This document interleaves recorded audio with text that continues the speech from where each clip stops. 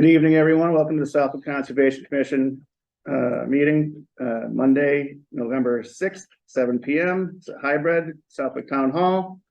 Tonight in attendance, we have, Kevin, we'll start with you. Come around the table, just introduce yourself. Kevin Solik, Jerry Patria, Sabrina Cooler. Chris Pratt. Norm Cheever, Dennis Clark, Andrew Reardon. Welcome, everybody else. All right, we'll start with some public comment. Anybody have anything they would like to say in public comment? Anyone online? Deborah, I think, oh wait. I'm not sure if she's responding to me, asking if she can hear.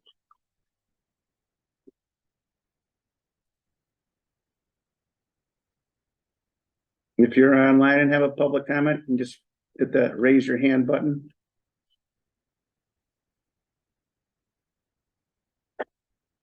Okay, There's not a clear. doesn't appear we have any. So we will jump right in. We have a continuation, 81 Point Grove Road. They've asked for a continuance to November 20th.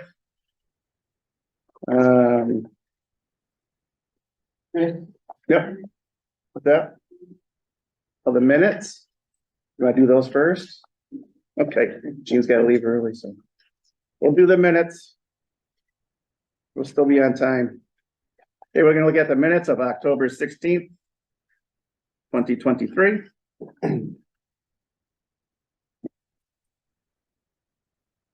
We have some time to look at them earlier.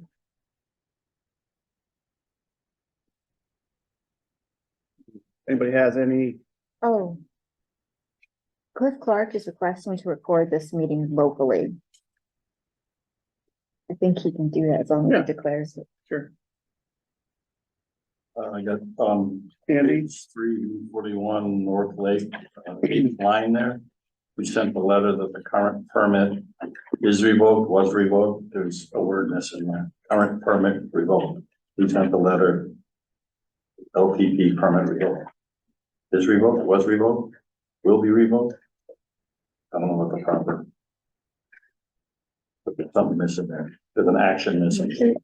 Here, Was it revoked? Is it revoked? Or will it be revoked? here, LPP permit revoked. Future. Made a motion to send a letter saying the current be revoked, right? The LPP permit Is be revoked. revoked, be revoked. Is to be revoked. Be revoked. And then on page 4 of the Four Seasons Association complaint.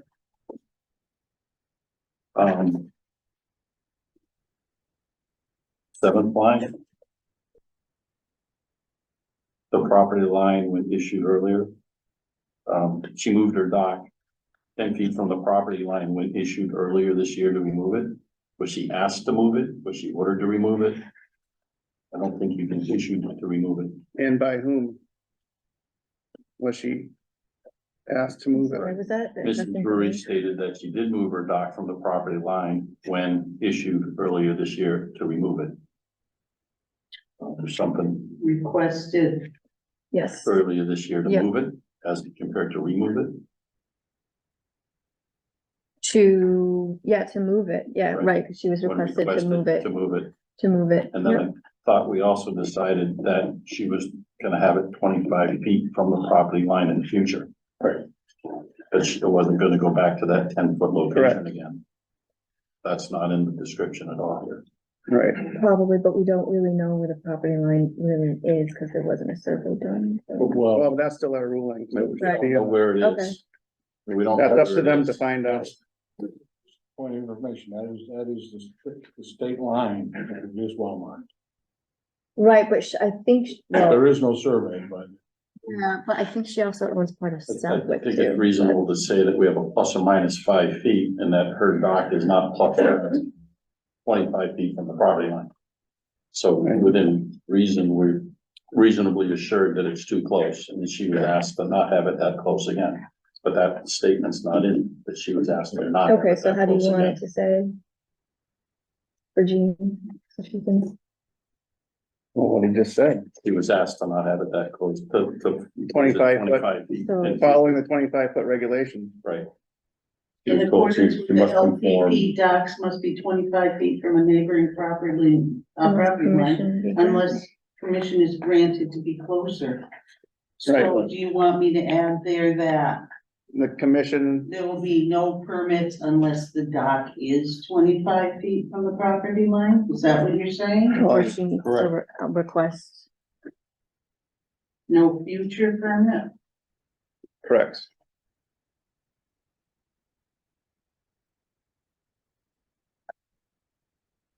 Okay.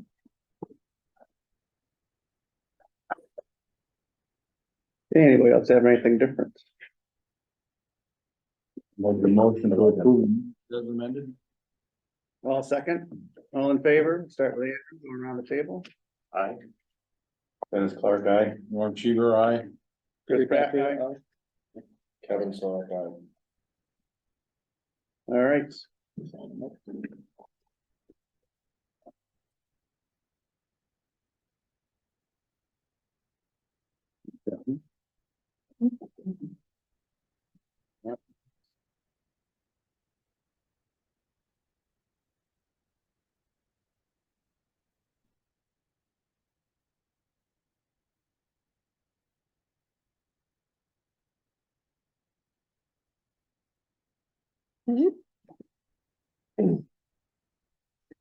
That's last Agenda, I'm like, week. Last week.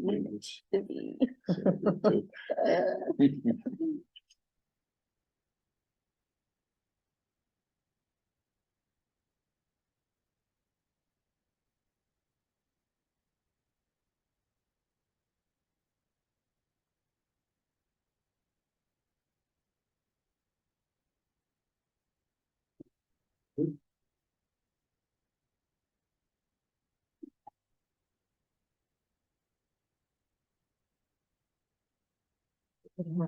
Put this in there. Okay. So our first hearing was to be 81 Point Grove Road, which was the removal of a beaver hut. We're asking for a continuance to November 20th. I'll take a motion, acceptance of the continuance. So move. Have a second? Second. All in favor? Kevin? Aye. Chair? Aye. Chris? Aye. Norm, aye. Dennis, aye. Yeah. Okay. We also have up for number 2, 662A College Highway, continued to November 20th. We'll take a motion on the continuance of that as well. So move. All second? All in favor? Andy? Abstain. Dennis, aye. Norm, aye. Chris, aye. Jerry, aye. Kevin, aye. Okay. Next NOI is a lot A. Oh, we gotta wait. So. We're way ahead. Sorry, everybody. You gotta wait 5 minutes. You can do like a new business now? Did he just squeeze in that 5 minutes, Chris? Thanks for it. Is there any discussion at the end? Anybody sees that they want to talk about? Or old business? We could do the emergency certification, removal of 4 trees at 109 Bungalow Street and 60 Lakemont Street. You guys just need to acknowledge that the certification's been issued out and the trees are going to be removed. It's over. Oh, I should number these, shouldn't I? Sure. It's on the other side. Oh, God. The 4th one down. That were approved by the warden. Yes, they were. Okay, I'll take a motion on the emergency cert to remove 4 trees from 109 Bungalow and 60 Lakemont Street. I'll make a motion. Almost second. Okay, Andy? Aye. Chris, aye. Jerry, aye. Kevin, aye.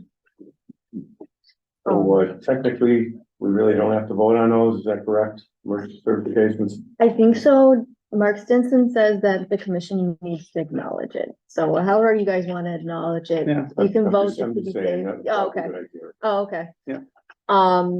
Do you think you have enough time to squeeze in the application variance for removal of dock at 4010? I have looked at this. Has anybody had a chance to look at that? What is that? The removal of docks at 4010 Mountain Road, West Suffield, the horseshoe one? But on the front page or the second I page? think I emailed it to everybody. I didn't give a copy to everybody. The email that we got Yep. is a dock Yes, that the looks like horseshoe one, yeah.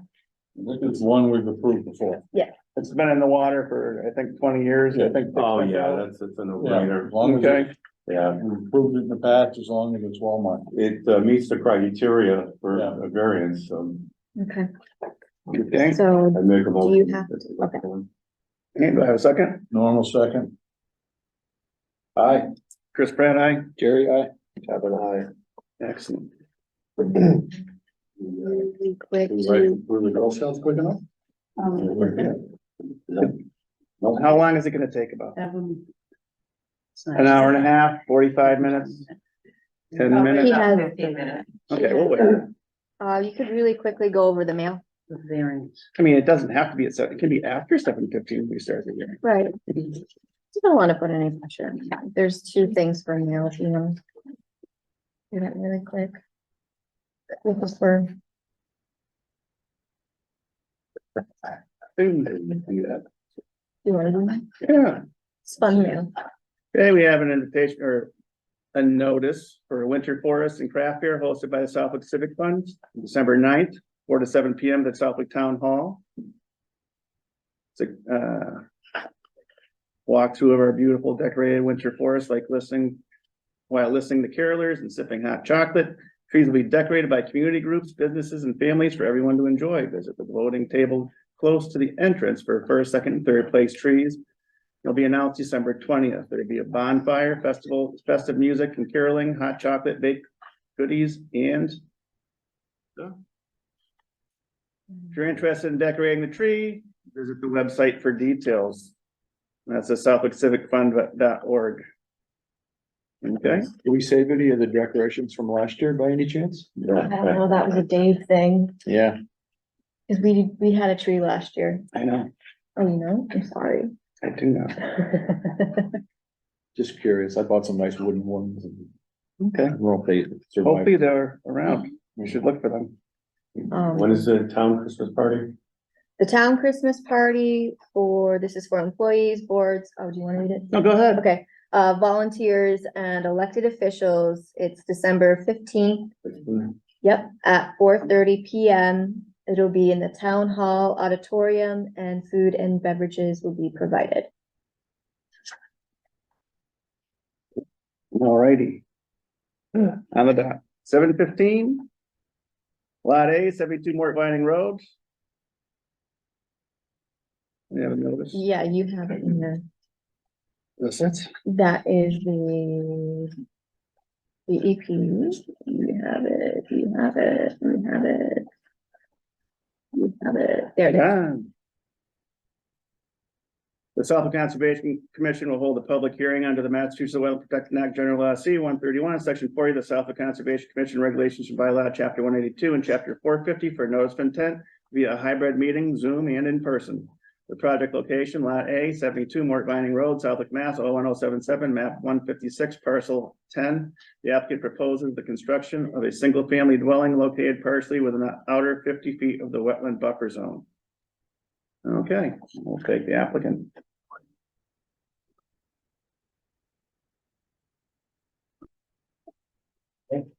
Hi. Welcome. Good evening. Good evening. How are you? Super. Excellent. You can just state your names. I know you probably signed in already, but. My name is Val Schwartz, owner and a builder. And my name is Jeff Smith. I'm a wetland scientist. We did the NOI for it. Yep, thanks for coming in. You're welcome. Thanks for having us. So, we initially put an RDA in and then we exceeded the threshold on the buffer zone impacts. Resubmitted it as a NOI. Erosion control's already been put in. We haven't changed the plan at all. Everything stands as it was. The only thing, we're thinking was that there would be seasonal mowing allowed along on the inner 50 feet. Kind of it has been a hayfield forever. Okay. And rather than letting it grow in and become kind of a shrub area. It mows back, keep a vegetated buffer along the edge of the wetland now where it could change it to shrub to provide some yard space and it protects the resource area. And Val would like to get started in the upland area outside of the buffer zone, bringing Phil in as soon as possible so he can get to work. What I was thinking, we set up two perimeters, a 50-foot buffer and a 100-foot buffer. Mhm. And we put a silt fence along both perimeters. And 100-foot buffer is about 70 feet from the road, so we have plenty of areas to stage our fill. We only have one truck and, you know, I would need approximately like 150 trucks. So it's gonna take me a while, so I was thinking if it's possible, of course, we can start hauling fill past that 100-foot buffer. So the 100-foot buffer, sorry, I've got your plan up right Mhm. here. Your 100-foot buffer is here and here. Yes, We that's correct. have the file, right? I highlighted. The 100-foot buffer would be touching the front of the building. Right, there's an intersecting buffer from an adjacent wetland on the property to the south, so. It's the same plan. Right. But we'll definitely have plenty of areas for us to do staging.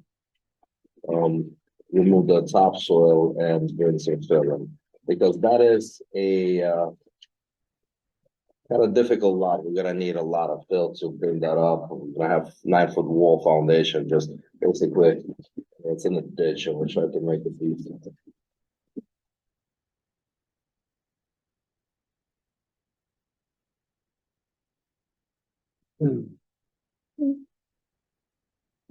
Hundred. So what's your grade gonna be where your fill is gonna propose to be placed? As it is shown, as it is shown. We're not gonna do, but you know, the existing grade versus finished grade, you'll see the You know, it looks like difference. it's a lot steeper, your finished grade than the existing grade. Correct, That's to keep everything out of the inner 50 feet. correct, We had to steepen it up to. correct. Because it is a big leaching field. And, you know, we don't want it to look like a sore thumb. We want to kind of blend it in with the environment, so it will look, you know, proper from the road and for, buyers, people who will live there eventually to use that land. Right, so we set up both perimeters and, basically good to go. What kind of monumentation are you using on the 50-foot zone? We have silt fence. Monumentation, you mean for vinyl? Boulders, Boulders, yeah, it's shrubs. gonna be boulders, yeah, Boulders? as previous lots, that's what usually Yeah. Mark Stanson actually, you know, amplify, specify Is that. that on the drum? It should be, but usually something like that, I believe it goes to order of conditions. And then we follow through with the final, Yep. as I recall from previous jobs. Yeah, their specific location along the 50 Right. feet is not. I set them shown up usually. Beyond the 50-foot, and if you wanna Right, make, we'll request for so distance apart and size of boulders and I things know like we've, that. that's, you know, we've done this before. Yeah, so on previous lots we've done, so we have a decent sized boulders that cannot even move by hand. Right. And usually 20 feet, 25 feet apart, that's usually a standard procedure. And I know we got a bunch of boulders on that side. Once we start digging, watch out, nothing but boulders. Find a lot more. right? Yeah, so, you know, it's a good thing that we can start, you know, clearing and getting our site ready. If that's possible, of course. Sounds good. Yeah. So that'll delineate the limit of the lawn area, the boulders will. Mhm, On the 50-foot zone. mhm. But didn't you mention that you were going to maintain the inner 50-foot? Is that what you said? to a certain degree, so that if they don't want shrubs right up to the 50-foot, that they can do That limit of seasonal lawn mowing here. to keep some grass Mm, between the wetland. They would have a shrub area by the wetland, say 25 feet. Mm. And then they'd be able to do seasonal mowing, so it doesn't come shrub all the way up to the edge of the lawn. So it's not gonna be lawn, it's gonna be seasonal. Yeah, yeah, What's the difference the difference is like. between lawn and mowing seasonally and? Well, you're not planting grass, there won't be grass there. In the summer on your lawn, you mow twice a year if you So hay. if somebody's gonna monitor how many times they're gonna mow it. Right, well, I mean, It's just gonna be a tough. I think the boulders would stay at the 50 Keep an mark. eye on it. I think the boulders, the monuments would be Yeah. at the 50 mark. Yep. And Correct. beyond that, Yeah, you know, I mean, I'm just asking that they be able to do some trimming so that they aren't ending up with shrubs right up to the edge of the yard. If they choose that they want shrubs to the 50-foot mark, then Yeah. so be it. But they should have the opportunity to have some clearing. it is a hayfield and it's pretty nice Yeah. location, nice field. so it's a hayfield now where the, Yeah. within the 50 Oh, yeah, foot. it goes all the way to All the the way to the wetlands, wetlands. yeah. Yeah. So they've been mowing it left and right. About 20 feet from the corner Yeah. of the house. I mean, it is seasonal wetlands. I mean, it's all Yeah. summertime, it's all dry there. This summer, I don't know. It Right now, it's probably still wet. is, it is. I'll create an enhanced buffer area within the 25 feet then? What do you think? Yes, Yes. yes, like a Okay. vegetated buffer where it would grade into being. Right now, there's just hay out there and you're gonna Right. enhance that into actually wetland vegetation. Let it grow in. Yeah. let it grow in. Yeah, Was that pretty flat? Area, 25 Yes, feet. at that area, yeah, that's, it's Yeah. pretty steep up front. If you look at Right. elevation, it just drops down sharp. Nothing that would keep flowing. Yeah, that's No. what I'm it thinking, is very flat out Yeah. there. Yeah, And in once the it back. bellies out Yeah, off the road, yeah. it's steep coming off the road, then it bellies out, and that's kind of what Mm, causes the wetland. That Do you has no place for anticipate the anything seasonal. being able to get to the wetland through there? It being so flat and grass and everything? Do you anticipate any invasion of the wetland? well, we're gonna have silt fence and protection until the grass will come up on the, 50-foot buffer and 100-foot buffer. So once it's all established, then we'll remove it. I mean, that's why we wanna grade it as the plan shows, so we don't have such a high elevation. It's 3-1, I believe we have shown. And this way, if any runoffs will be, of course, we'll maintain it, but once the grass comes in, I think we should be Should golden, stop it. of course. So, yeah, I think so. I think we should be golden on that end. You could write that into the order of conditions to do the enhanced on the inner 25 feet and seasonal mowing on the outer 25 feet of the buffer. Yeah, but should that be marked on the map? I think we can take care of it without it being, I mean, if it's not being done, you're gonna see it. And the boulder should be on the plan too, so we know. Yeah, Once we know what you want for that in the order, we can. If you want it updated on the plan, we'll have the Mm. engineer update it. Yeah. I would prefer it be on the plan, so we have it in two spots. Yeah. Should we stake the 25 foot as well? Just like a quick And parade. then have the Yeah. enhanced What these 25 remain. feet, Here. and then they can mow up to 25 feet. I think but more the than boulder's once- still gonna once be a year. 50 foot. That's your Yeah, that's seasonal where there's mowing. lawn, that's where they can mow So, weekly. Right, Okay. seasonal mowing, And then- seasonal mow it all And if season. they don't want it. Yeah. they- For some people, yeah. I won't mow it in the winter. Who's gonna go out there and check it every. Make it a little while, more make sure- Yeah, I think so. That's a great I mean, idea. you'll be able to tell if they're out there with a four-step program as compared to just leaving it alone. Yeah, That's a good I idea. think if they enhance the buffer area, Mm. actual closer to the wetlands, then that will suffice in giving them that leeway. Okay. Does there need to be any infiltration from the runoff from the roof water? That's a Like, good question. Well, Usually where to we go? do. Yeah, It's with It's such that. a steep slope, it might be a good Yeah. idea, so you don't have erosion from the, roof runoff. What are you suggesting? Dry walls? They're not practical. Yeah, just small, Yeah. it depends on your infiltration, Yeah. what you have to rate, how big you Um, need. I don't know. I never had a good luck with dry walls at all. I was thinking let it go and we're gonna flatten that out at the bottom. So it's not gonna be running steep, but in the front of the house is gonna be a step down foundation on the sides, besides the garage, of side course, here. yeah, on both sides. Okay. The right side, well, your left side is a garage, so that has to be, of course, half of that foundation is gonna be Mhm. 9 foot tall. But then we'll step it down maybe 3 steps, that's not a problem, then we'll grade it accordingly. But the back of the house is gonna be flat. So from here, Oh, if you yeah, ran so- your gutters to the Correct. back. So if we There's leave the downspout to the gutters, back, it will it's more flat. it would just, yeah, definitely. I definitely don't like, sloping backyards, but flat, more or less to keep, whatever comes out, to keep it in the property of the 50-foot buffer. Kevin, do you wanna see? Tucko, can you see all right? I'm good, Okay. I can see. from Okay. where- All right. You wanna do a site visit or? Well, I don't think we'll be able to tell anything from a site visit because the site's not really prepared as far as the slope and things that we Yeah. had to denote from a visit now. What I have set up is silt fence on both buffer zones.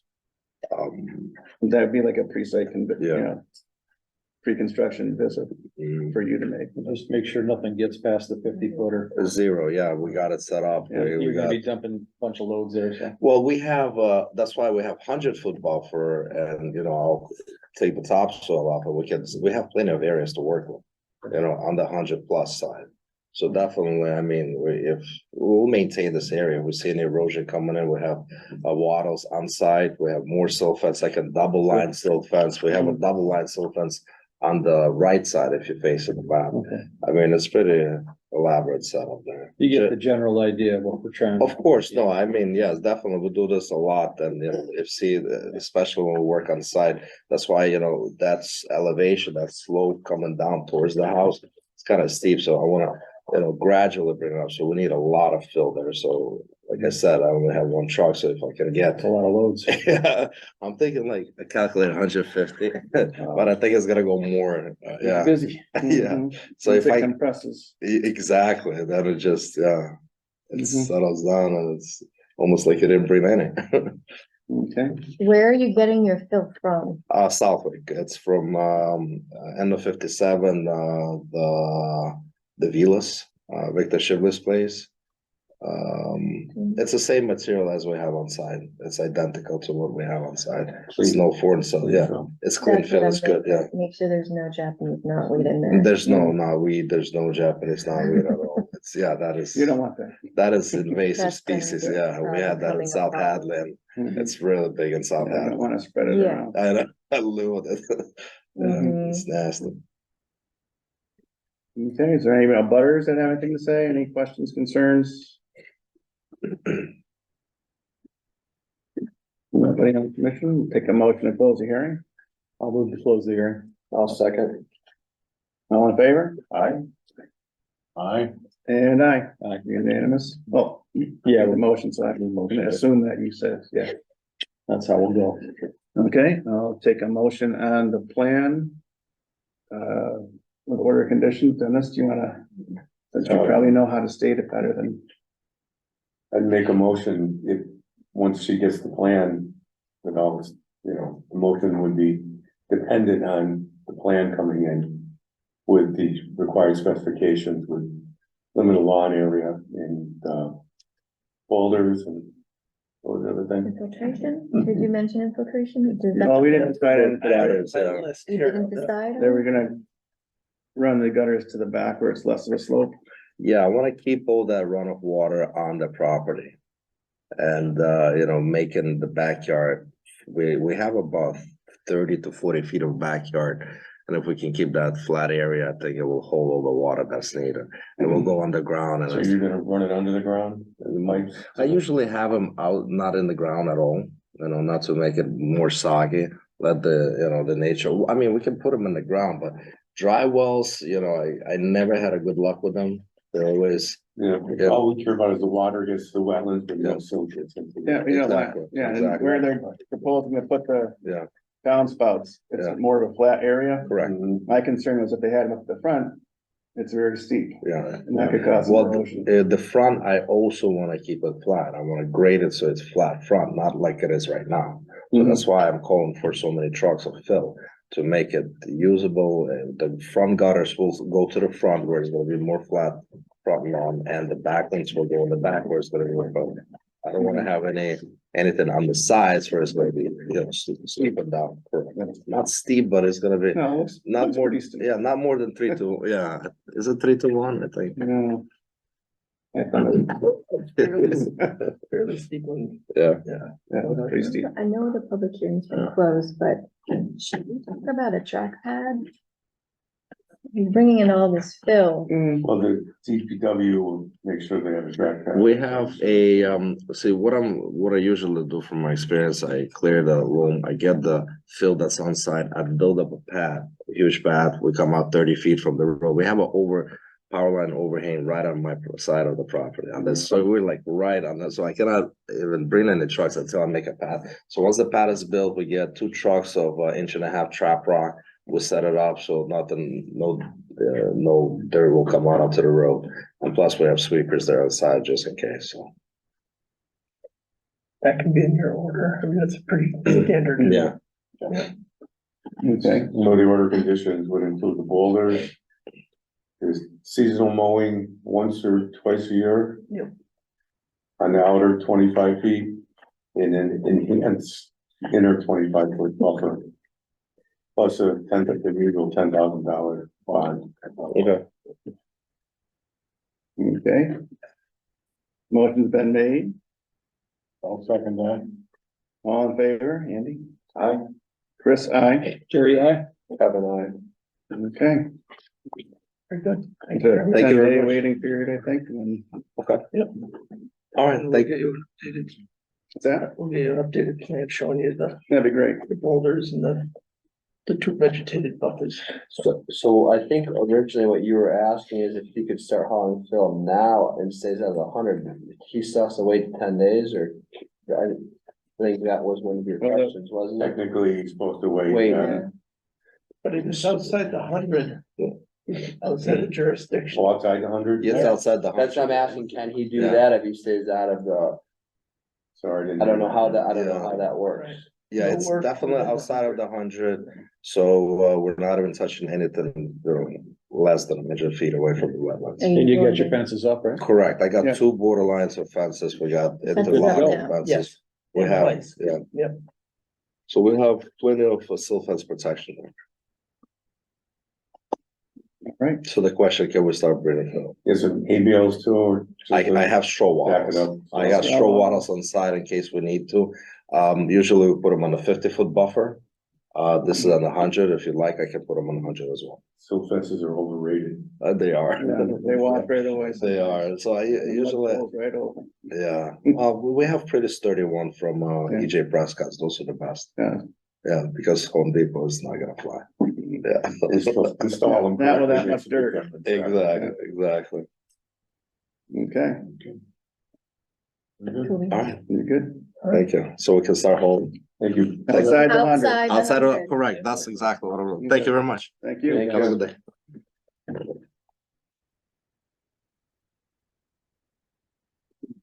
Thanks, and maybe when back up when Mr. Flanagan. Okay.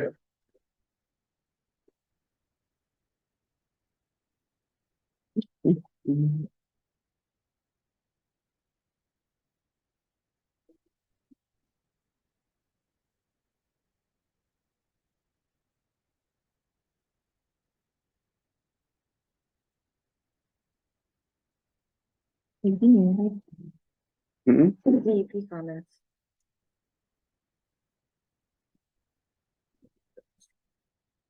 That's in the notes. Read DEP comment. Make those a different color. Oh, I'm a color guy. okay, I will make them a different color next time. All right. Okay, under new business, we have discussion with owner of Noble Steed subdivision in regard to project progress and possible wetland violations. Hmm. Welcome, Jess. You can just introduce yourself. Jesse Saltmarsh, Noble Steed Crossing. All right, so there's some issues with fill and erosion. Yep, so I think we've taken care of the fill issues. We've sifted through it again after some recent stuff had come up, and I sent Sabrina some pictures of the piles that we created, and then we removed those piles from the site. So he's talking about the contaminated fill. Mhm. I can show you the images he sent me today. Let's see if I can make this bigger. That's a finish. picture. Okay, sorry. Is this also finished? Yeah, So let me just. Tell me when, Jess. Right that's, here? The sifted fill. yeah, Okay, that's debris fill on the right, right here. yeah. And then the next picture you can This one? see, no, go, This one? oh, no, the other way, Yeah. Right, this one? no, keep going. You the sure? other way, yeah. That's all the way I can go. Oh, I thought I sent you 3 of the ones, so, Let's see, 1, 2, 3, is it, no, it was,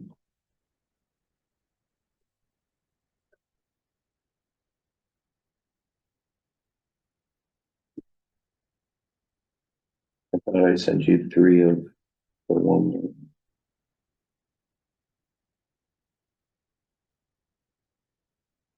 Yeah.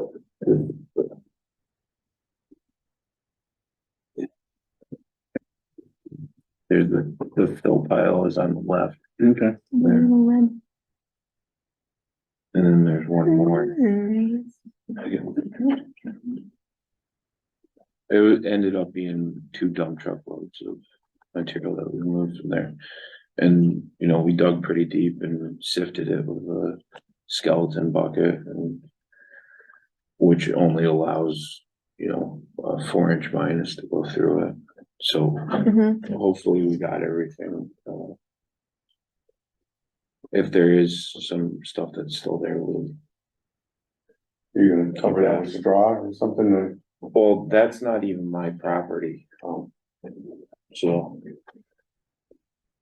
You can, I've staked it out there. The edge of I staked out the left-hand side of the roadway. And I think the easement's like 10 feet.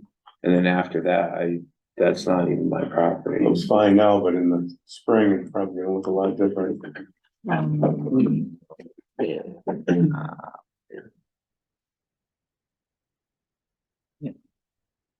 anything I had here. Oh, here's another, that's the stuff. Oh, yeah.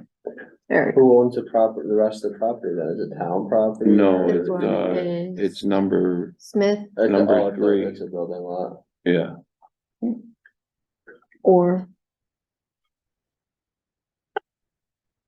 Is there a house on it or is it just an open lot? Yeah, it's been sold it's been, a house built on it and sold. is it 6 Noble Street? Up here? Yeah, that's a Okay. lot. Okay, and so you're talking about the area right here. Yeah, right. This right here is where we moved that stuff from. Okay. Interesting. Well, thanks again. Okay. So that's that. Um, And then, other stuff that I've done to, obviously silt fence and hay bales and stuff, but, I paved in further on that roadway. I'll just. I paved up to here now, mhm. so from here to here past, there's a set of catch basins here. And we're gonna be installing curbing next week, so any water that comes down and in here is gonna be directed into those Good. catch basins. And not washing out into these areas anymore. And also up in here. We swept the road, today actually, and, we're gonna be installing curbing in there, in that whole area next week, but Mhm. before we do that. From this property line right here, all the way down to. This property line right here, Mhm. we're gonna, grade that whole slope. In the next couple of days before we put curb on. And then there's some some stumps and trees that, down trees that we're gonna remove from that area. And we'll seed this area, and that's the finished product, and I think by doing that from here to here, that'll cut down from all this, sheet flow that's coming off of the solar field. It'll hit that curve on the backside. But that's only gonna go like obviously I don't own this property right here, so. You know, the curbing will go down to this driveway, Mhm. but, you know, this will have to be. That's not my property to address. Those are the things that I'm working on Okay. in the next 2 weeks to. Address any additional, erosion issues in that area, because last, like, I think it was like 2 or 3 weeks ago when we had that. Huge rain, that's like. There was a stream coming down. It was very wet. Yeah. And then. For the culvert crossing, I'm just waiting for my paperwork to come back from my lawyer on that. It's been. I think he's got it in draft right now, Okay. but it had to be obviously all redone Mhm. in the updated format, so. So just, the paperwork he's talking about is basically the conservation restriction that right, I have this right, that he needed, essentially in order for him to do any work within the resource. So he can't do any work within the resource until we get that conservation restriction, like signed by all parties, Concom, Yeah. Select Board, and the state, from my understanding. Is that in the order of conditions? I don't know. Where was that stated that had to be done? Mark Stinson told me. Mark Stinson told me that that needed to be done before he could do any work. So with the water quality, Yeah, it might have something. 401. Yeah. So what happened, like, I got the paperwork Yeah. It's in my in the office. wrong, well, Here's an old- now it's on the old form. It's in the old format. Apparently, and now the town attorney wants it on the new form, Yeah, so that's why. even this- though it was approved on the old form. Which, an extra level. yeah, You have a commitment from your lawyer on when I'll have that ready for you? I hoping next week, I'm not gonna say anything because Mm. I'd be telling you a lie if I told you something right now.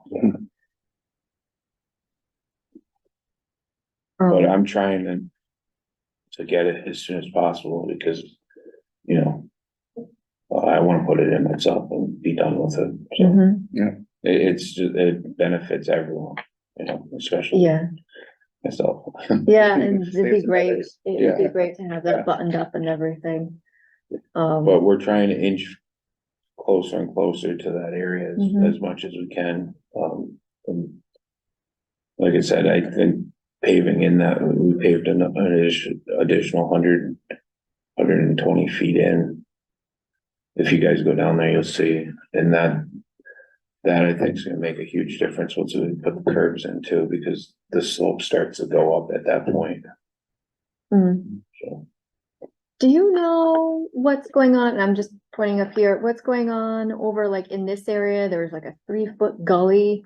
I know the sediment doesn't look like it's getting into the resource, but it's definitely No, cut so in. that, a lot of that was washing in. Right, From not having curb there, so Okay. that's what I'm saying, like, once I put that Okay. curb in, it's gonna solve that washout okay, problem there, Good. big time.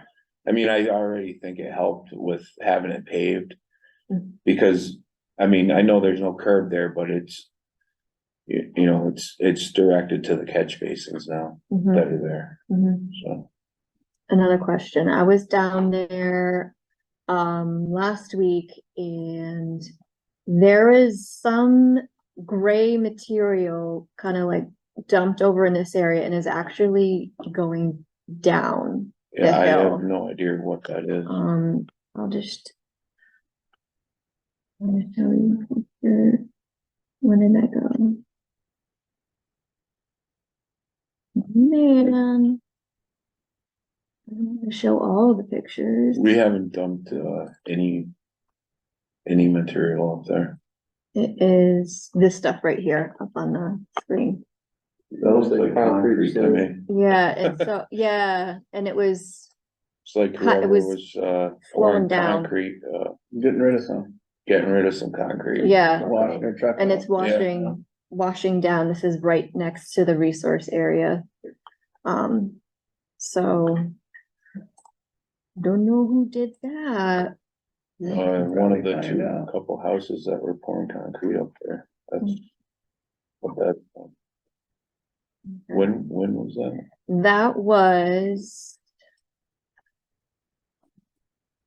October 30th. Last So that was last week. There was somebody pouring a sidewalk last week. The house on, lot 17 house, I think, lot 17. down further, down, No. that house right there. This one? No, across the street from that. This one? Yeah, they were pouring a sidewalk last week. Okay.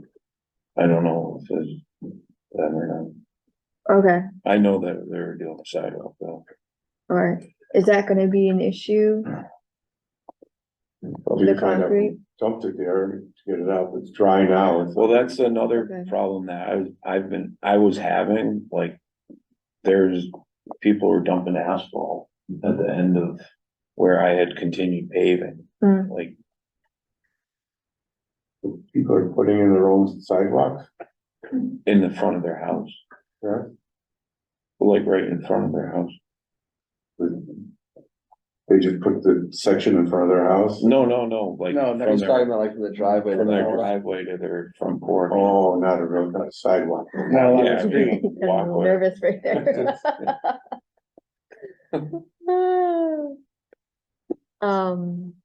Okay.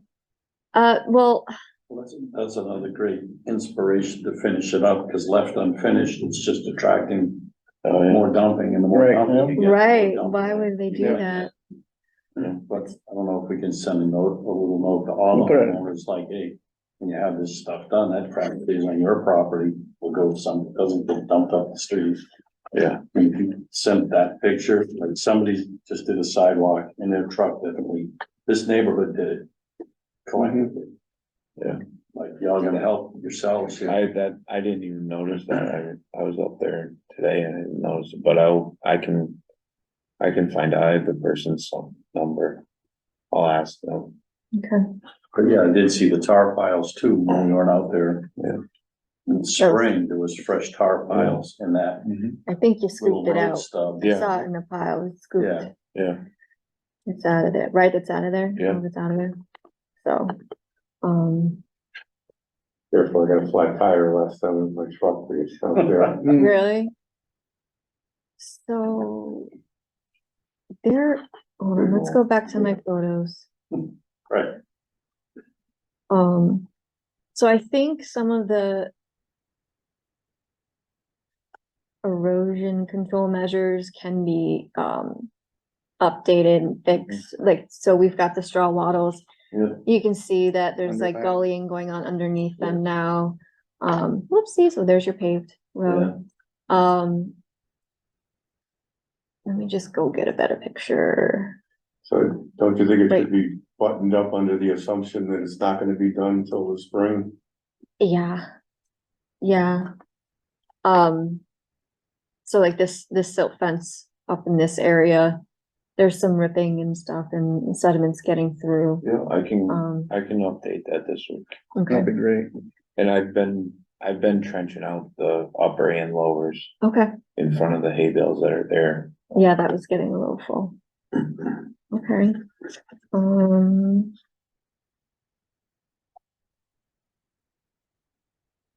We want to talk about, so throughout the years, sediment has been building up in the resource area downstream, and I don't know if we want to talk about that tonight. It was mentioned in our past meeting. I would like to see a restoration plan of how it's gonna look when it's completed. The areas that are jurisdictional, how it's gonna be restored. That would be good to have that on file. to have Yeah. that- So that would be something that, because So I'll get with Jeff Smith and yes. Steve Salvini Yep. and come up with a game plan. That's great. And I'll have them email you back Perfect. with That'd be great. what they're thinking. Mhm. So that's above my, Mhm. I'll say, pay grade. They know what to do. Yeah. Yes. That's all I Looks like have. we're making some progress. That's a good thing. I'm happy to see that you're,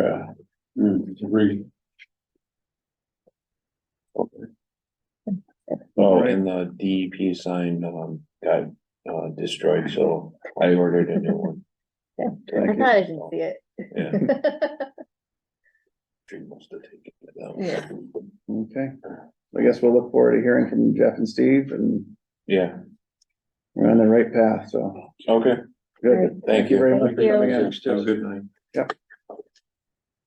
Okay. All right. Oh, Okay. Next, we have a discussion with the property owner of 16 Berkshire Ave regard to possible wetland violation of the retaining wall. I believe that's Donna. Oh, can you unmute yourself? Let me see if I can unmute you.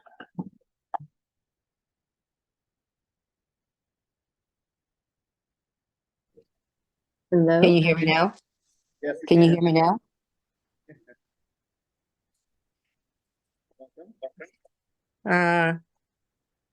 Okay. I'm kind of new at this, so bear with me. So just state your name and address. Donna Rolfe, 16 Berkshire Avenue, Southwick. Thank you.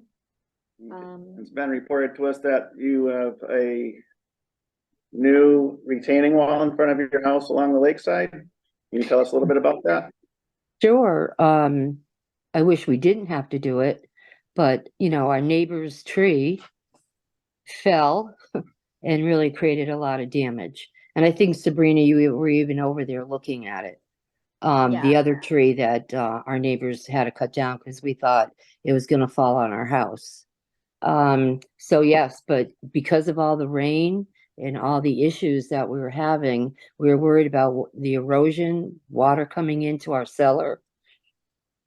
And so we were, I guess I was a little confused. I do apologize for not, I didn't realize I had to get a permit. I thought that because it was already a replacement, it's just, there was a wall there. And it was just, we just wanted to hurry up and do it. Hey, that looks pretty good. It does look nice. Yeah, it does. Came out pretty good. So that's what we did. And again, we were unaware that we had to get a permit for that. This was a whole big issue at our house with that tree and the cost and the insurance company, and it was took a toll the whole, you know, the summer in worrying about everything. I don't know what else to. We just thought we had to hurry up, please, you know. We have a boathouse underneath our house, and we were worried that the water was going to start coming in there because that has happened to us many times, and fills our cellar. Yes, right there. So anyway, it wasn't really our choice, but we had to hurry up and do it. I don't know what else to say to you guys. I feel horrible because we're not usually people who don't do what we're supposed to do. Yeah, usually, you know, the protocol would be to come into a meeting because even though it was an existing wall, it should be that you come in, show us the plan of how you're going to replace it so that we make sure that no damage is done to the lake. There's no erosion, make sure erosion controls are in place and things like that. So it's, you know, it's not that we would have stopped you from doing it. It's just that we want to make sure that the lake is protected or any wetland is protected. So that's the reason. Your contractor should have been aware of this particular situation. Did he mention anything to you? There was so much time. There wasn't enough time, I don't think, for anything. And so no, everything was just we had to get it done. So to answer your question, no. We would like to contact your contractor to let him know our disappointment that he did not raise this to your level. So could you tell us who your contractor was? That kind of puts me in a little bit of a spot too. What you can do instead of in a public hearing, you could just send it into the office. That's fine. That way it Okay. won't, public hearing, Okay, No. a little bit of a All right. compromise. Work. all right, that I can do. Okay. All righty, well, I appreciate you coming on to talk about that with us tonight and let your neighbors know. Anything that's happening down towards the lake, they should be coming in with a plan, even if it is something that's being replaced or restored. Still, you know, heavy machinery especially down near the lake is not a good thing usually, so. Okay, I am very, very sorry. People have their eyes out, so. I mean, we are in a fishbowl. Yeah, exactly. You know, we are in a fishbowl, but again, I didn't realize what was happening. I didn't realize it. All righty, Thanks for coming on tonight. Thank All right. you. Thank you. have a good night. You too. Bye. Bye.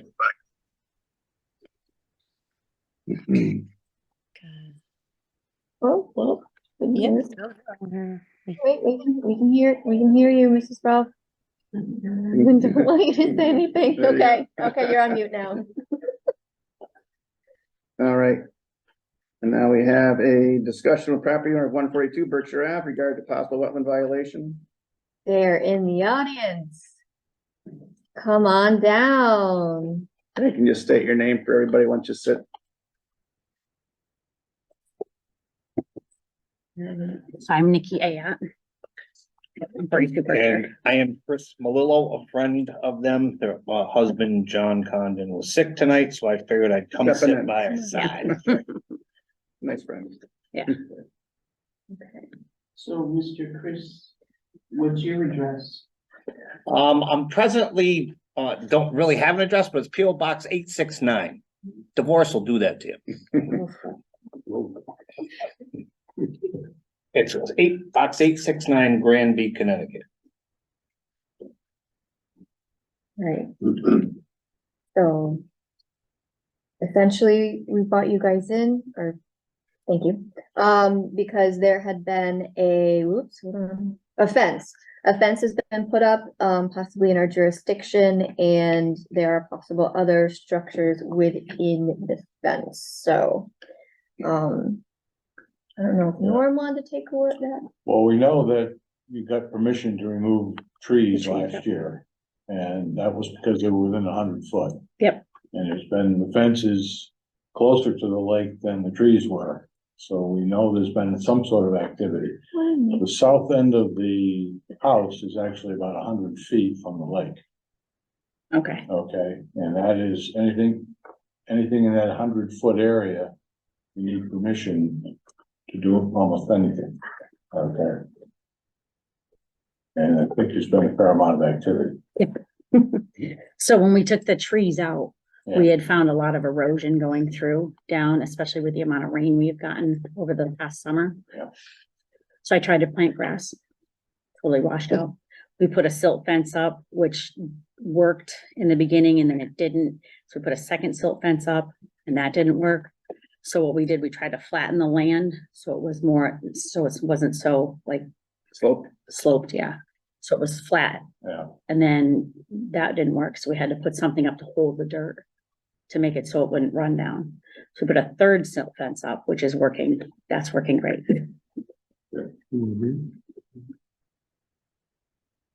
So what sort of activity's gone inside that fence that we can't see? Oh, just the dirt goes like this and this. So the fence is there, just holding Just that like a dirt back. yard It's kind of. holding it, yeah, it's a Yeah. temporary thing. We're looking at eventually putting a wall there, but we just needed to put something there to stop the erosion, because it was literally running down the stairs Yeah. into the lake. Mhm. So we stopped So that when with you that. took the trees out, you also took the stumps out? No, stumps are still there. No, we were told not to take the stumps out. So no, but I think with just the, The stumps are still there now? yes, they are. So are they gonna need to be removed to Oh, stabilize that? eventually, but we need to get like an engineer in there to figure that out. But just what was happening, because the slope was like this, and I think the trees were I mean, obviously the root system's still there. But I think just with all the rain we had, it was pushing it all down. It was like, Yeah, you lost that canopy. yeah, I think that's what it was. It lost the Get more shade, or I wash. don't know what. Yeah, Mhm. and we just wanted to keep it from the lake, which we put 3 silt fences up. 3. Yeah, What do you suggest? me? Yeah.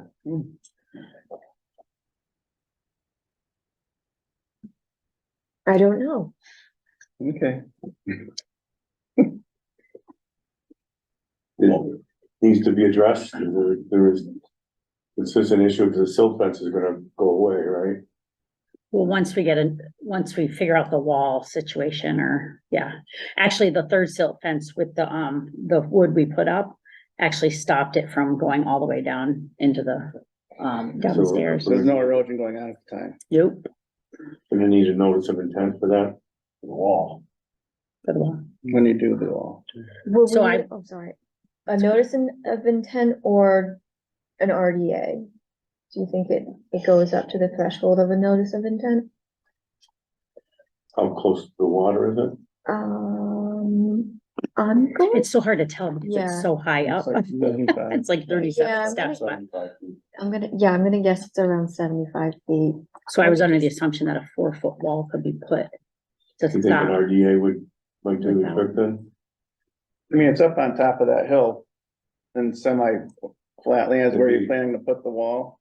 It's Yeah. something you could do like immediately, you could do that on your own, with what's your termination, Oh, really? get that filed, yeah. Oh, I didn't know Pretty that. simple, All right. pretty simple English.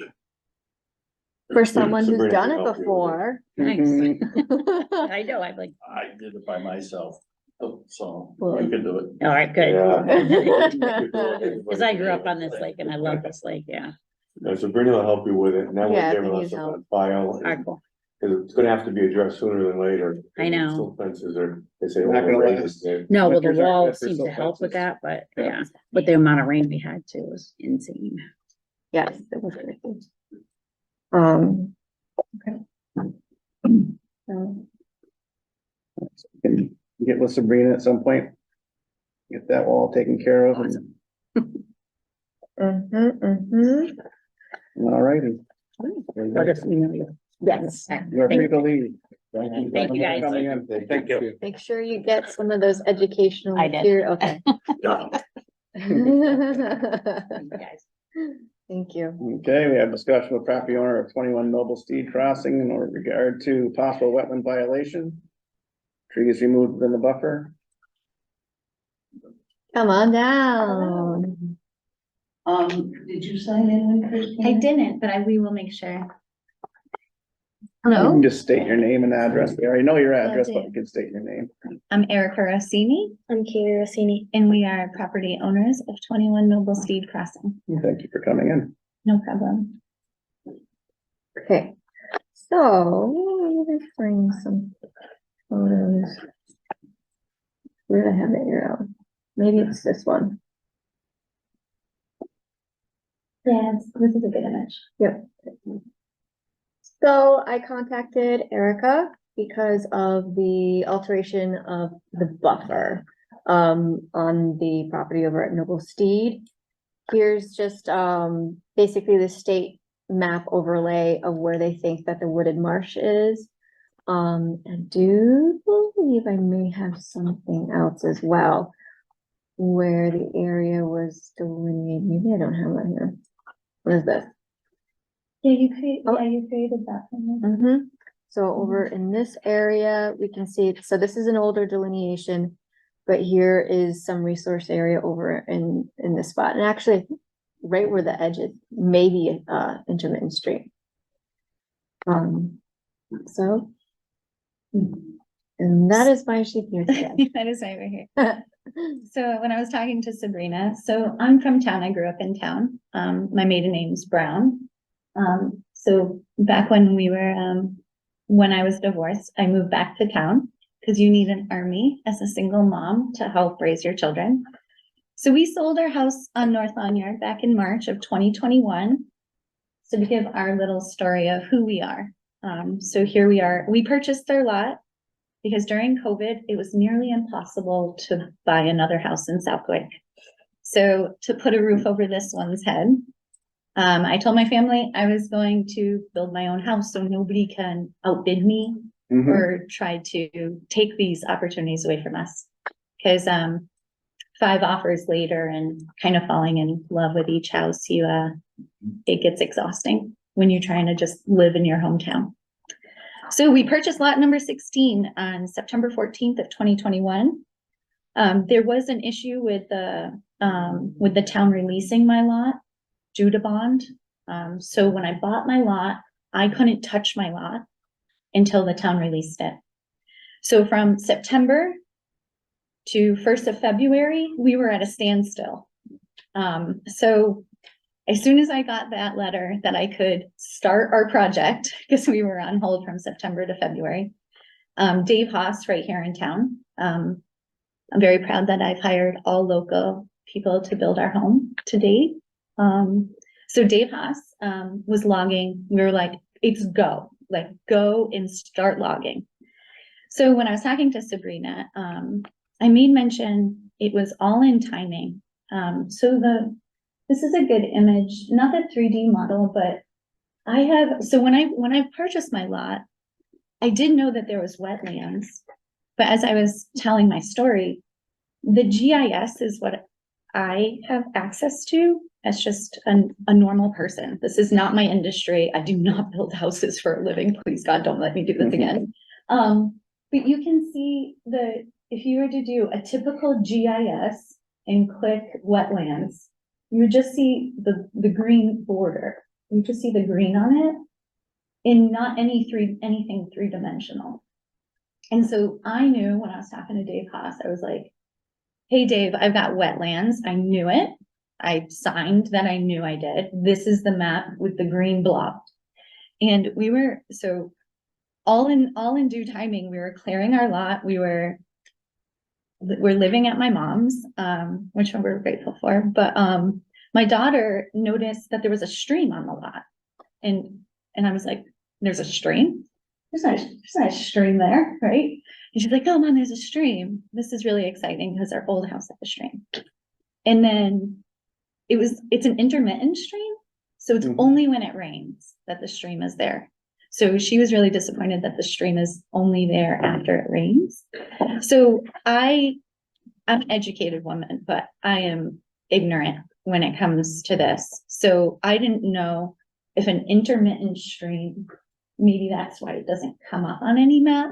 And as Sabrina educated me, is that things change. Wetlands, an intermittent stream would be considered a wetland.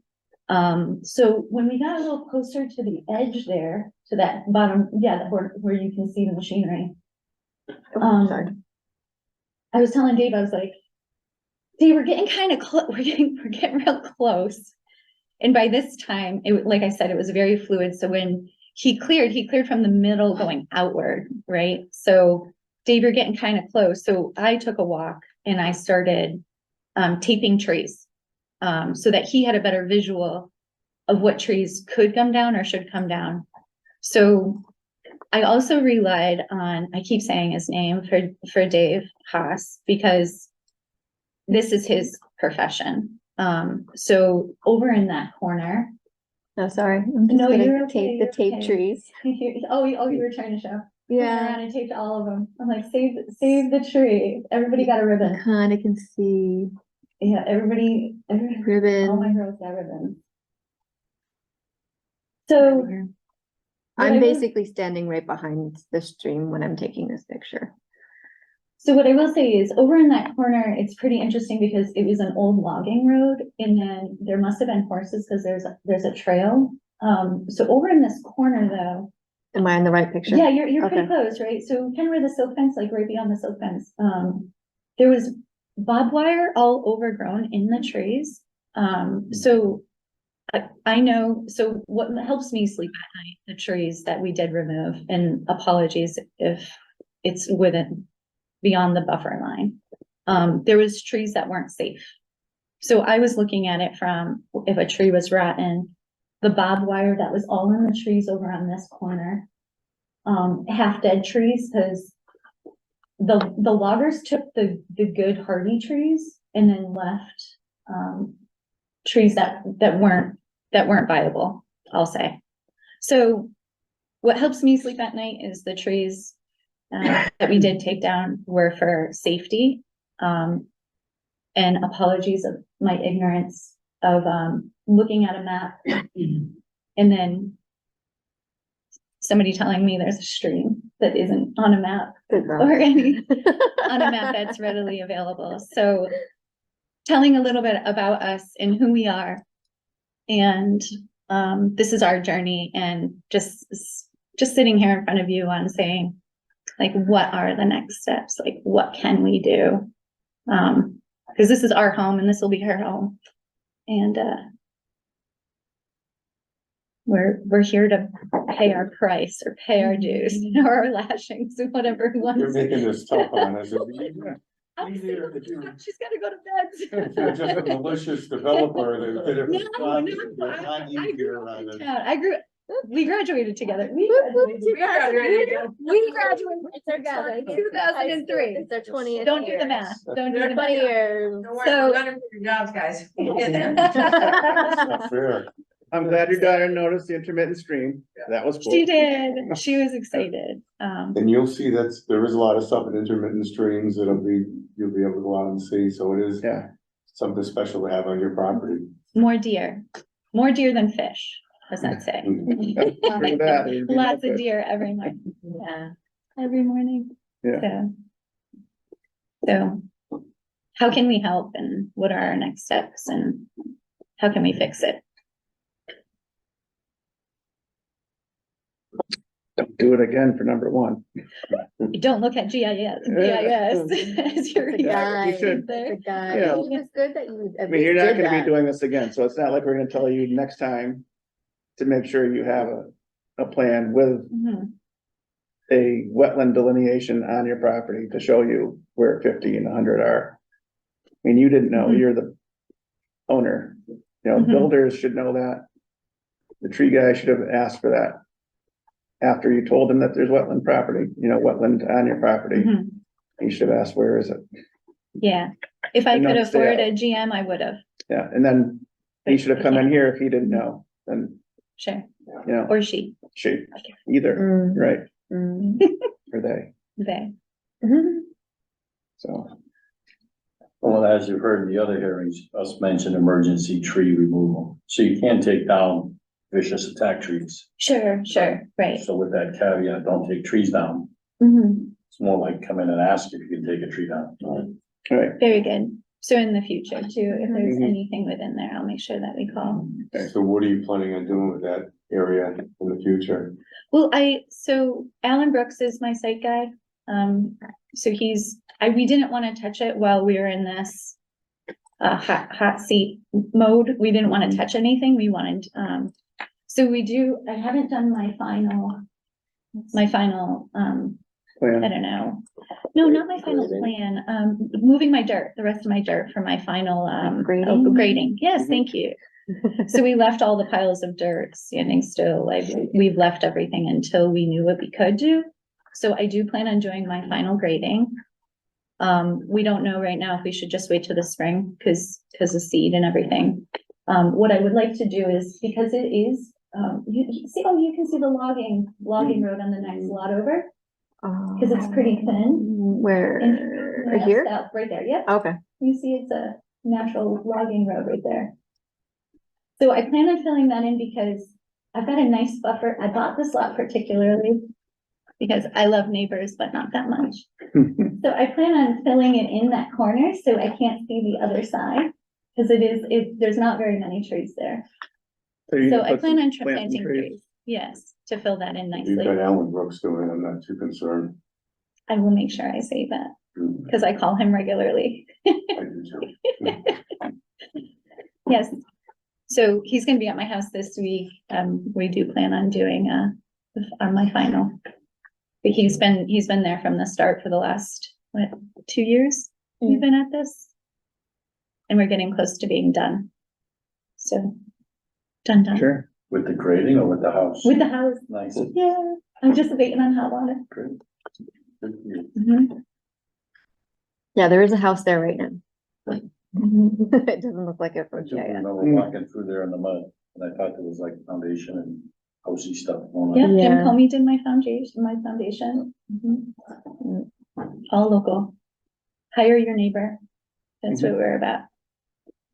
So trees, that's what really will go there after final grade. We'll plant some trees, fill that in.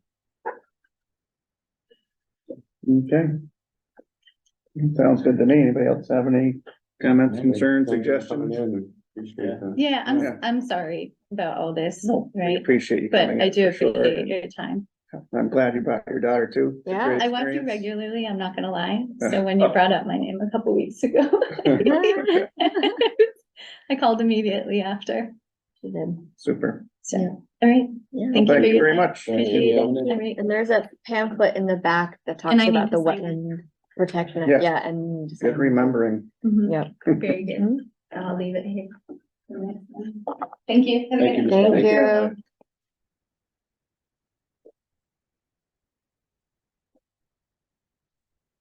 Okay, Okay, so we are we have at 28 now? 28 Noble Steed. Discussion with property owner of 28 Noble Steed Crossing in regard to buffer zone mitigation.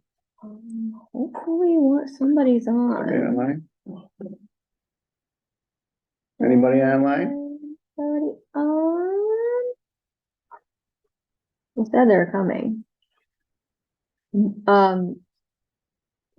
But I can do it back. I don't know if you want to do this when they're not here or. Quick question. Any chance that we could jump to letting Solitude go? Because, you know, the town's actually, you know, paying them as they're sitting here waiting.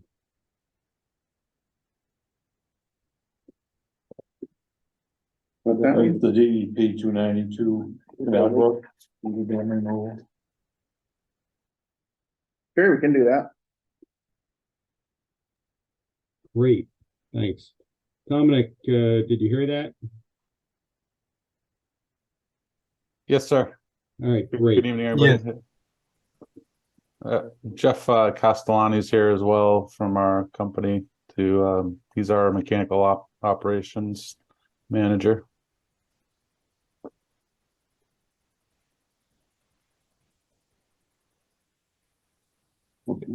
Okay, so I guess we're just looking at the order of conditions that's been open since 2011. And we have a lot of new board members, so we're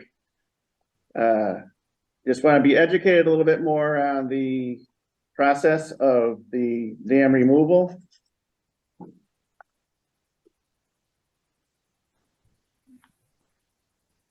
Sure, Dick, did you want to say anything before we get going, or? Yeah, this, the order of conditions has been in place for now since 2011, I believe. Can you just state your name and address, please? Yeah, Dick Reynolds, Chair of Lake Management Committee, 148 Berkshire Ave. Thank you. And the order of conditions has been in place, I believe, since 2011, kind of early 2011. And we've had to use it numerous times over those years. Not every year, but certainly the beavers keep reappearing, and they become even more troublesome as the canal gets shallower. They are more prone to building dams in the shallow areas. If the canal were the way it was when it was originally constructed, which from all the records it was minimum of 9 feet deep and a minimum of 15 feet wide. They don't like to build in that kind of water. They love when we're down to a couple feet and then they fill it in. And that's what they continue to do several places along the canal in Mass and in Connecticut. They don't have any priority to build them just in Mass. They build them over the line in Connecticut. But this one's particularly troublesome because it's upstream of the weir gates that control the level of the lake. So they are acting as, as a control of the level of the lake if we get heavy rainstorms.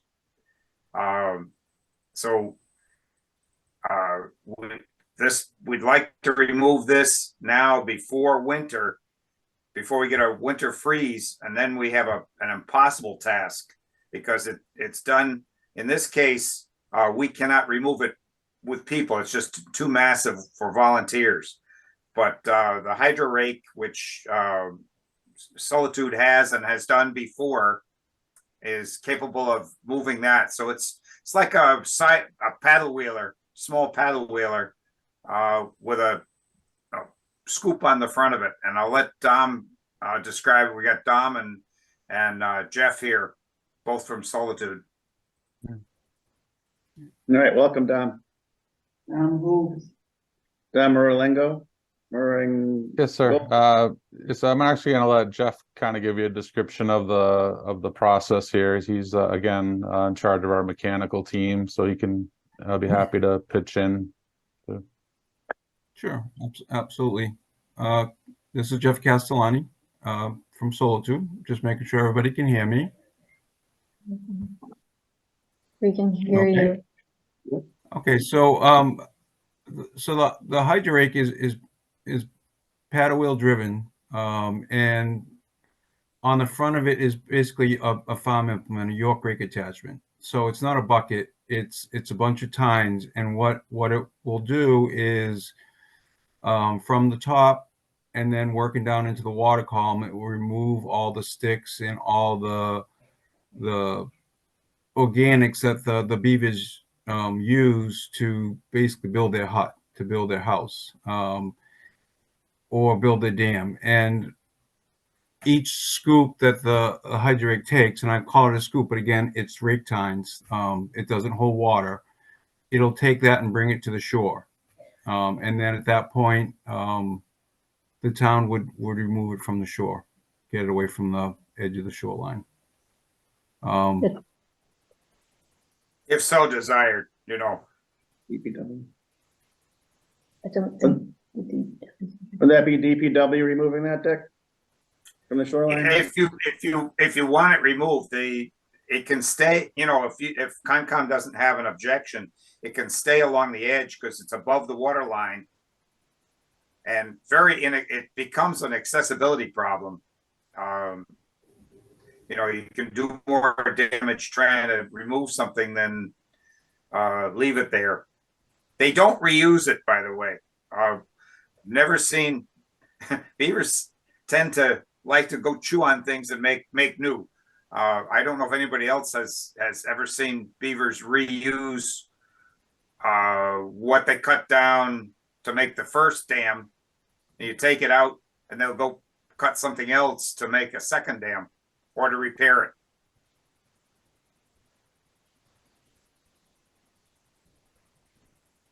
With all organic debris, right? There's nothing there that we'd be concerned about leaving, right? You know, it's just sticks, small logs, and mud that's been kind of dredged up from the bottom. There's no real reason. We can put the as we normally would is raise the weir gates, because we can raise them above the water level, stop the flow so that it acts like a silt barrier, and leave them up until everything is settled, and then lower them so we reestablish flow. Yeah. Is there still currently beavers there? There's a hut. So the dam is right around here. And there's a hut right over in this area. Aren't the beavers gonna rebuild it, or so why are we taking it down? Shouldn't the beavers be removed first? This is not to remove the hut. This is just to remove the dam. Right. So if it's a hut, you would remove the beavers first. Yes, but I'm saying if the beavers. Right, we're not touching that. I don't think you're gonna be able to get rid of the beavers down there. They're just gonna keep coming back. It's right. We had the order of condition put in place because every year they were coming back to get the dams removed. So we said we had to have something in place so they could do this on a yearly basis. And keep taking care of that. Normally, yeah, if it's just at a stream someplace, you would have the beavers trapped and then get rid of the dam so they wouldn't rebuild it. But in Great Brook, I think that's their territory. Not Great Brook, Canal Brook. Yeah. I think that's their territory. Didn't we have them trapped down there once before? I think. Well, Connecticut traps them, that understand the line, and Connecticut, I don't think there's any regulations on that. so. Right, and I think they have been trapped down there before, and they've just come back. So every time they wanna take Right. down any dam, do they have to get permission, or is it just because it's Canal Brook?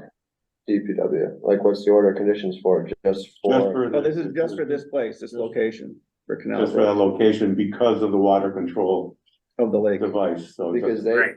DPW wanted to take down the Beaver, Fred Jackson. Right, by that, miles. yeah, we didn't have. Because it that. is the only outlet. But I'm Canal Brook saying, is the only outlet for they wanted to the take lake. Beaver Dam there, they didn't ask permission, they just did it. That, they had to get my permission to access my property. They left it. They They got took rid it of it. down, they took part of it down because they couldn't, Crestview couldn't do the work. It was Oh. underwater. Oh. Hmm. I we thought have they to order left it. Conditions on this particular property, so they can continue to do it, not a. I signed one-shot a piece of paper saying that they could access my property to Right, take but the you Beaver never, down we never got approval from the state. on Fred Jackson. Yeah, And that was because it's That an endangered species habitat area. yeah, Right. yeah, they said it wasn't considered an emergency and that they weren't gonna give it to us. Also, maybe they never did take it down then. I haven't seen I it. don't know. It went out in a rainstorm. Literally. I think it washed out coincidentally. So being new, I did go back and read the order of conditions and I'm a bit confused. Because in the order of conditions, special order down page 6. And I can share the screen. And there. It says that the order of conditions is exclusively, this is number 20. The order of conditions is exclusively for the maintenance of flow of the water control device in Canal Brook and does not apply to any other jurisdictional areas. So I'm reading that as it only applies to the Weir Gate. Or what affects the Weir Gate, and that's the brook before. This order conditions was specifically done for that specific reason, so that they could Exclusive for, remove it, so. it Yeah, didn't- the whole notice of intent describes, the conditions. Yeah, the concern is obviously the beaver, as Dick had mentioned earlier, the beaver dam is upstream of the Weir Gate. So if the beaver dams are holding the water, it's not allowing the Weir Gate to control the flow and maintain water level in the lake, and the beaver dam could actually create an abnormally high level in the lake and potentially cause flooding around the shoreline. Correct. So yeah, I did notice though that in the order of conditions, it does require that this be documented. And I don't recall ever getting documentation in the form of photographs, which I think we need to keep that going. You know, if you want to keep this order of condition alive, we're gonna need to document it, show us the before and after pictures as it states. Okay. Okay.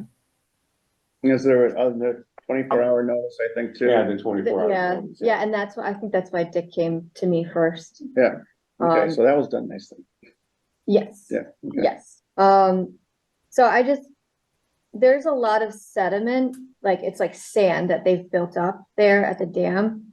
So are floating silt barriers gonna be put in place to prevent any sediment from going downstream while you do this? That's why we would raise the weir gates, because that's even better. I said he would raise the gates to stop the There's flow. be no more. Raise Just weir totally stop the flow. Right. So, right, up in And the flow. you couldn't do turbidity curtains, that wouldn't work anyway. So just Why? flow through. It just blow through, it's a brook, it's not a. In a lake, you could do that, but in a moving body of water, it's not. You can't, it won't do anything. They've got it down to a pretty good science here, so I'm kind of confident. I don't think we should be second guessing your methods. And, we thank you for coming in and re-educating everybody on this. Anybody had any questions? It'd be a good time to. Yeah, anybody else want to? Good. Sounds pretty. We're good then? I think we're good here. Thank you. Thank you for coming in. I appreciate. Thank you. Solitude for sharing with us. Thank you, Tom and Jeff. Sure. Thank you. All right, thanks, guys. Very Thank much. you. Good night. Thanks, guys. Good night. Yeah, I've seen that hydro rake before. It's an interesting machine. Yeah. It's been on South Pond before.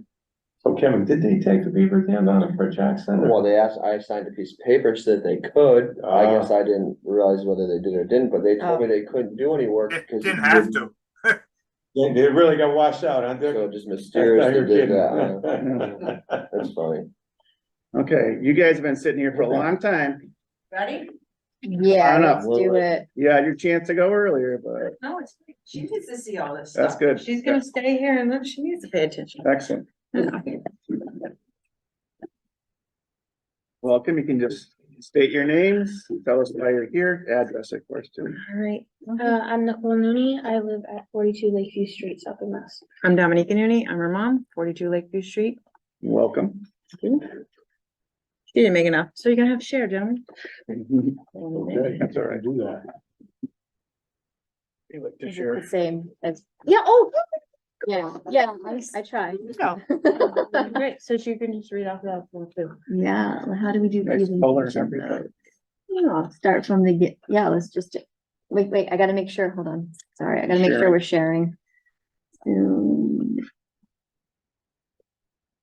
There.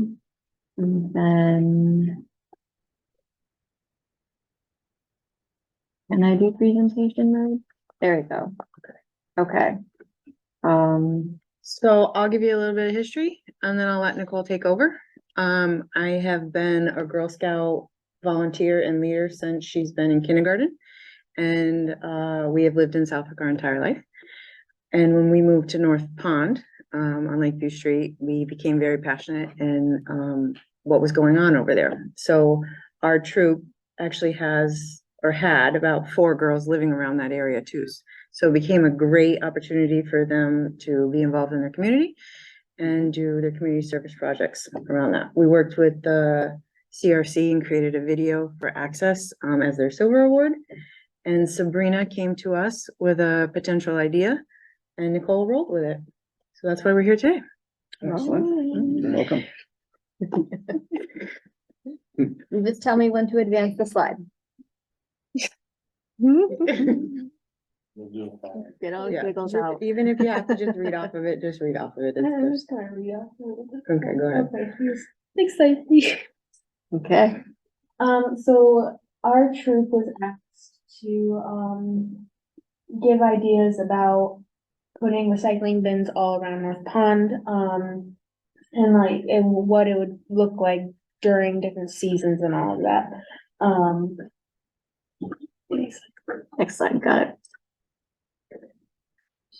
So some, challenges that we're gonna point out were, so sustainability was, taking care of the bins in their own collective ways.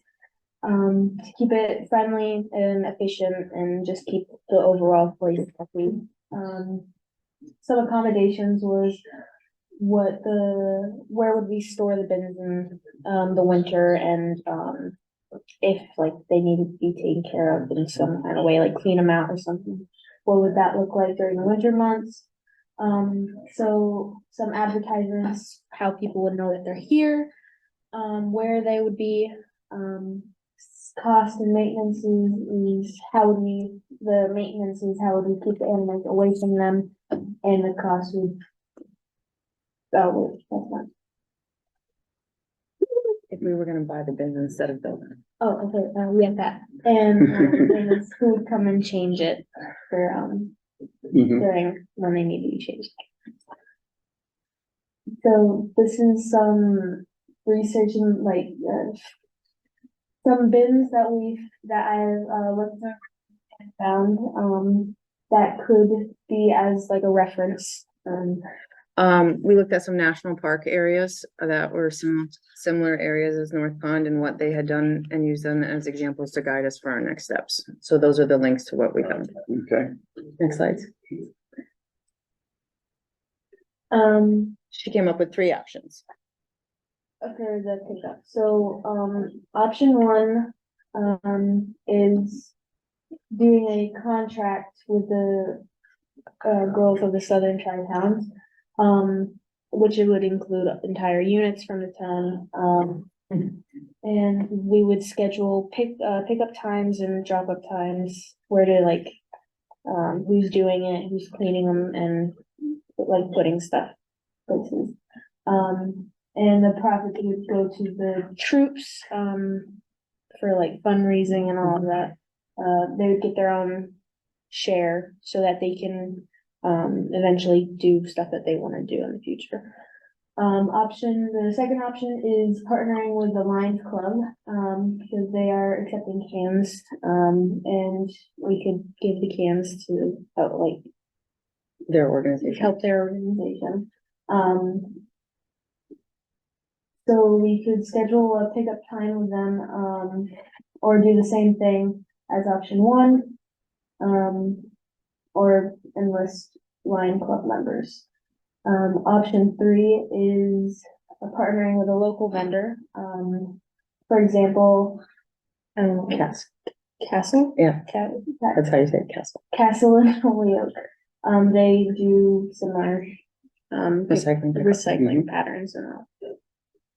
So we have actually worked with the Lions Club in the past, and they have a very organized system of can and bottle collection in town at 2 different areas. We actually just presented their European trip with them and spoke with them about the idea that was proposed to us.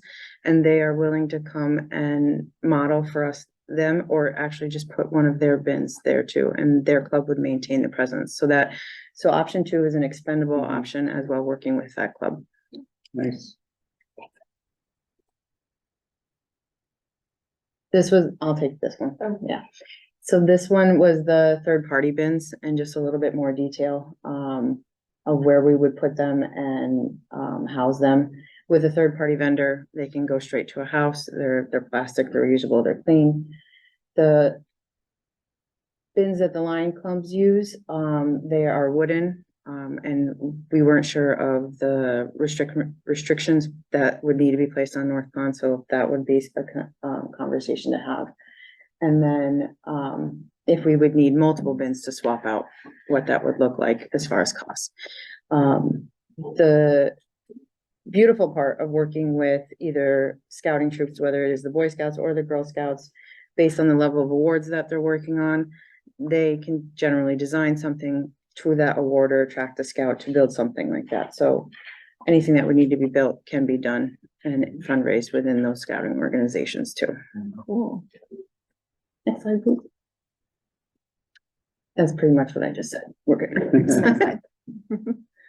And then we just gave you some ideas of what could be purchased if they didn't decide to build something that when we were researching. Next slide. Okay. The pickup process is tricky. It's doable. It's totally doable as long as scouting organizations make the commitment in the contract. But the Lions Club, again, is a great model for how they do that, and they're volunteers. So it would be something that we would follow from them and look from them for guidance, because they already have it in process in the town. Okay. Next slide. This again would be another option. It just outlines what we could do possibly with the bins, but again, it's building off of what the Lions Club is doing with their sustainable ones and the material that's allowed to be used at North Pond. Because they would stay all year round. Okay. So it's whatever the availability that North Pond has for any type of item like that, we would have to work around. So that's. That's it. All right. The slides. Yep. Get out of this screen. So for us, we would just need to know your restrictions and the Right, limitations. we would have to look at the conservation restriction Yep. and make sure that we can actually put them beyond the gate. Yep. And see if, what we can do. So I'm just gonna intervene there. If it is beyond the gate and actually on the grounds of the conservation area, it's gonna be hard for them to get through the gate to access those bins. My suggestion would just be to put one bin in the parking area and have that. Well, that'd be preferable for me as Right, well. that's what, Access. yeah. Yeah. Um, Carry in, carry out, dump when you come back. Yep. right, even though we don't really want you to do this here. Yeah, and that's it. It gives them an option of being bad, but good. And there is no restriction on the parking area. No, there No, isn't. the parking area all the way into that where it forks off and there's a little triangle there. That is taken out of the conservation restriction for a possible well in the future, Mhm. but that's not too far in, but still you wouldn't want to carry things out from there. Nope. Yeah. That sounds great. The Lions Club does a lot. They do, Yeah. and it was nice, it was nice for her to have like a model of it when we were asked, she's like, what? I'm like, you know, the yellow box at the dump. Yeah. And that drew like, oh, light bulb. Yeah, yeah. So, well, it sounds like a great idea. Enthused about it, so Yeah, if you just let us know Yeah. what materials we can use, and then, I mean, we can put it out to the troops and discuss with the Lions Club and get you a formal design and plan. okay. So what kind of materials do we have for options? Like, Well, if you wanted the scouts to purchase it, that's just a fundraising. They can be generally metal or, wood. But then, if you want us to build it, definitely wood. And it would be a permanent fixture for something like that. Semi-permanent, nothing lasts forever. Yeah, well, we can put that in the contract with the Girl Scouts that they have to make sure to maintain it. But we're talking plywood, nails type thing, paint, that's what we would generally, what we're leaning towards. Probably be the best, Yeah. stay with the metal. People like to burn fires in those. Yep, and, I know Andy had a really good design, though, where he was just telling Nicole where it would flip out and be a catch-all too, so working with them and maybe like even improving what the Lions Club has, cause I know they have to dig in there and. Reach into a critter. Yeah, no, thanks. Yeah. We're gonna pass on that, yeah. Okay. But yeah, just let us know. Mhm. Any questions? Thank you. No, Yeah. thank you for the ask. We enjoy it and it gives her stuff to do other than being on her phone, so I appreciate it. wow, if you guys want more projects. Uh, She's like, no, It's all I'm too good. busy. Yeah, we're almost done though, senior year, so we're ready. Great. Yeah. Congratulations on everything. Thank you, Thanks for coming gentlemen. in. Thank you, Sabrina. Presenting. Yeah. Thank you. Have a good night. You too, You people. did fine. Thank you so much. Only a little safe from up there. It's fine. That's okay. Sometimes it, yeah. Thanks, guys. Thank you.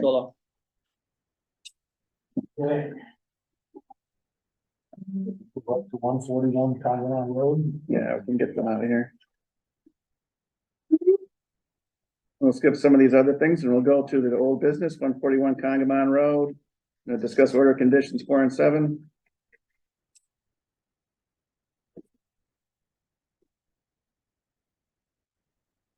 Good evening. Hey, guys. Attorney Matthew Darmy again. Eggleston again. Welcome again. Does, do either of them need to state an address? No, owner and. Okay. Sure. Okay. So first, with regard to, what has thus far been partially an unsuccessful seeding, of the shoreline. Mr. Eggleston did reach out to, a landscaping company, that does hydro seeding. The landscaping company that put the filter. Okay. Okay, so They said that they're gonna be able to actually re-inject seed into the Filtrix. Yeah, so that they think that it will take, they just said that sometimes it takes more than one. That's great. And they'll be able to do it in the fall. It's too late for this season, but I mean, in the spring, in the spring. Sorry. Okay. You got a copy? Do I have to do anything with the soil in there or just? No, they think that the, whatever the nutrients that are in there, it was just too wet, so now they have to put more seed in, and if they put more seed in, they think that it's gonna Better than work. starting over. Yeah, Right, yeah. So- Yeah, they came out and looked at the condition of what it was now, and they just said, yeah, now's not the right time to germinate or whatever. We'll come out in the spring and we'll just inject, not into, impregnate, thank you very much. Seed and fertilizer all in one. Right into the Filtrex themselves, and they thought it would grow pretty quickly at that time. Excellent. Cause we were late last time, we put the thing in August. In the winter and whatever, and I think he's got a good handle on it now. Good. That's a good solution, yeah. Okay, so then that brings us to the condition number 7, which is the condition that the docks are to be removed by hand every winter. We did, at the suggestion, reach out to Chief Landis. Chief Landis, I didn't speak to him today. I left him a message and he was nice enough to leave me a very detailed message. But the gist of the message is that the police don't get involved. And he said that he did check to make sure that the docks could stay in through the winter with the state. And as far as he's concerned, they can. And he said that as far as safety is concerned, the remedial measures that were being suggested by Ken, which is to put up some poles with reflective tape. And then on top of that, putting up the motion sensor lights so that they're not on all the time, so they're not glaring in people's eyes and upsetting people. But as something approaches, if you know, a snowmobile approaches, he did say, quite frankly, he said he would not recommend that anybody go out on that ice. He said as far as safety is concerned, it's not a safe condition. Especially in that area. Yeah, he just said, Covered open water. yeah. So jump that open water. Sometimes the daredevils try to. Oh, yeah. Through the water and Yeah. they're not frozen at all anyway. Yeah, that's how somebody died Right. 5-6 years ago, probably more than that now. That's why it's. So, I mean, that's kind of where we are.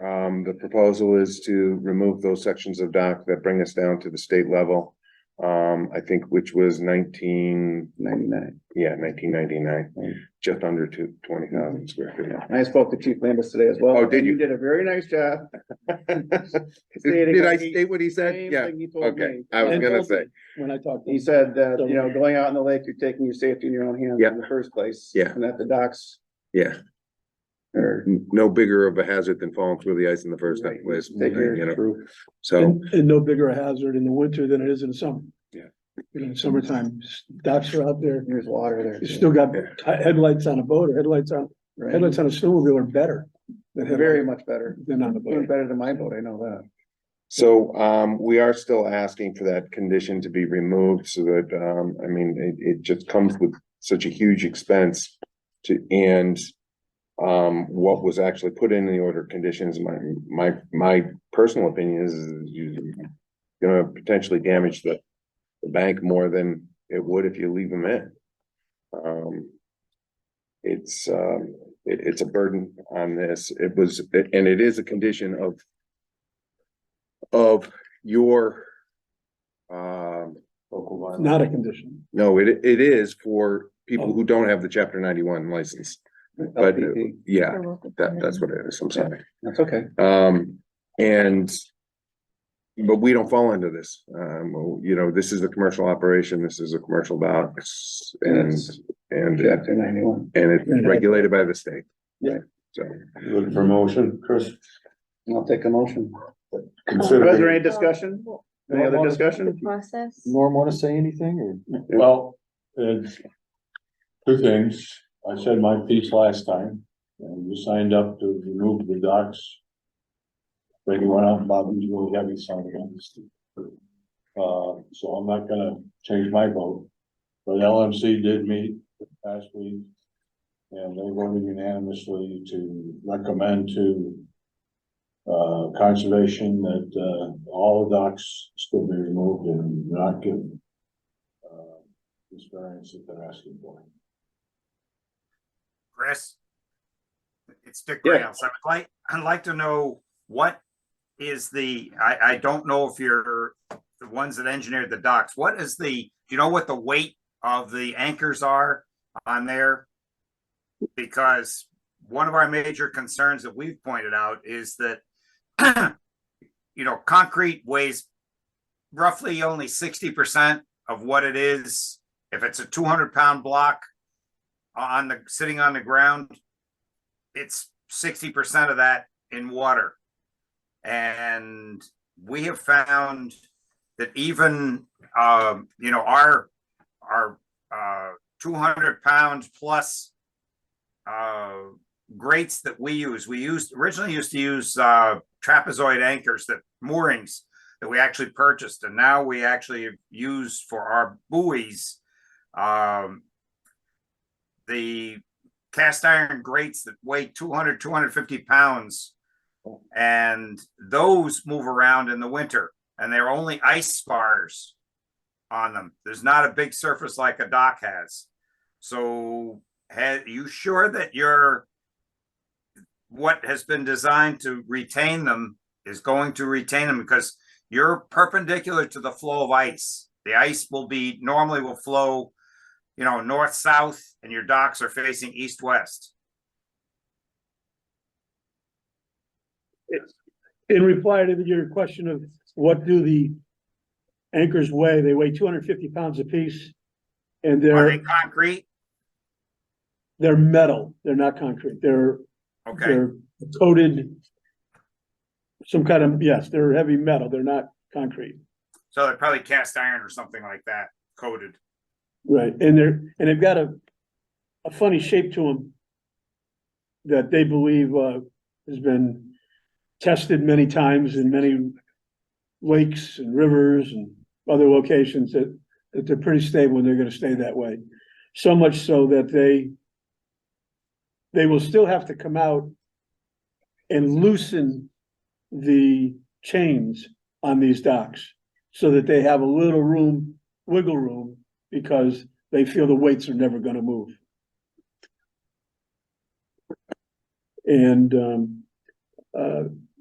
Norm, what you said about the docks.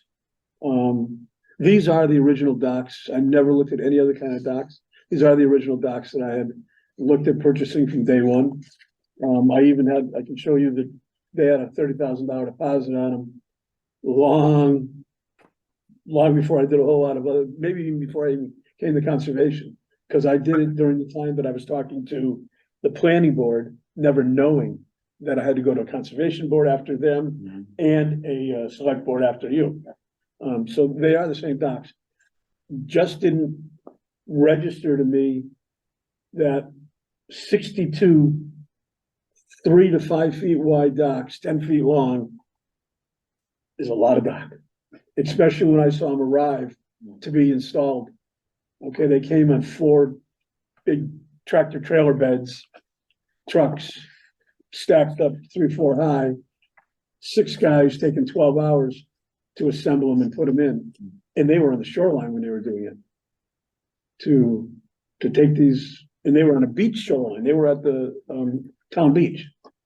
You looking for motion, Chris, or you just focus No, on? anybody have any other things to say? I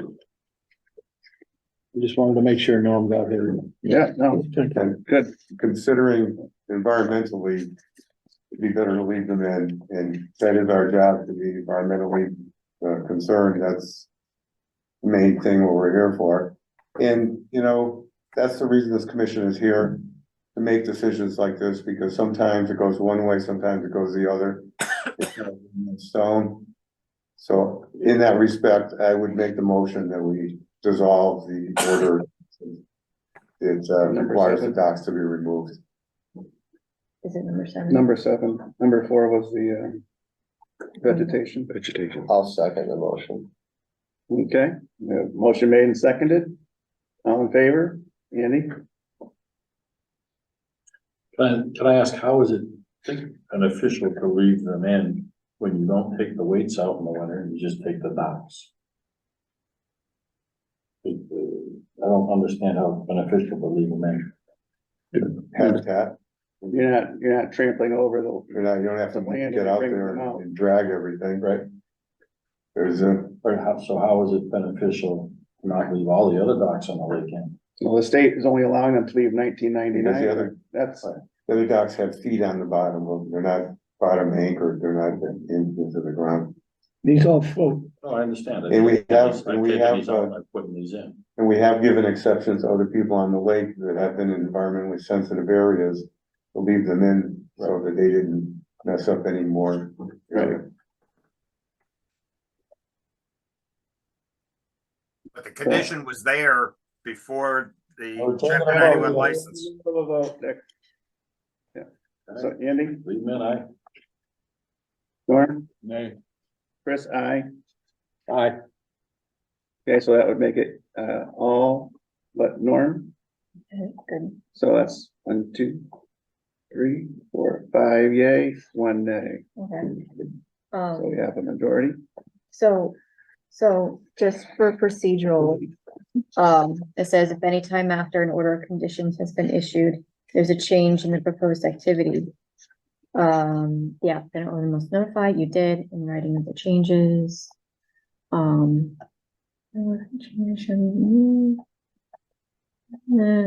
So the commission needs to determine that, does the change represent a significant departure from the original proposal, a moderate departure, or an insignificant departure?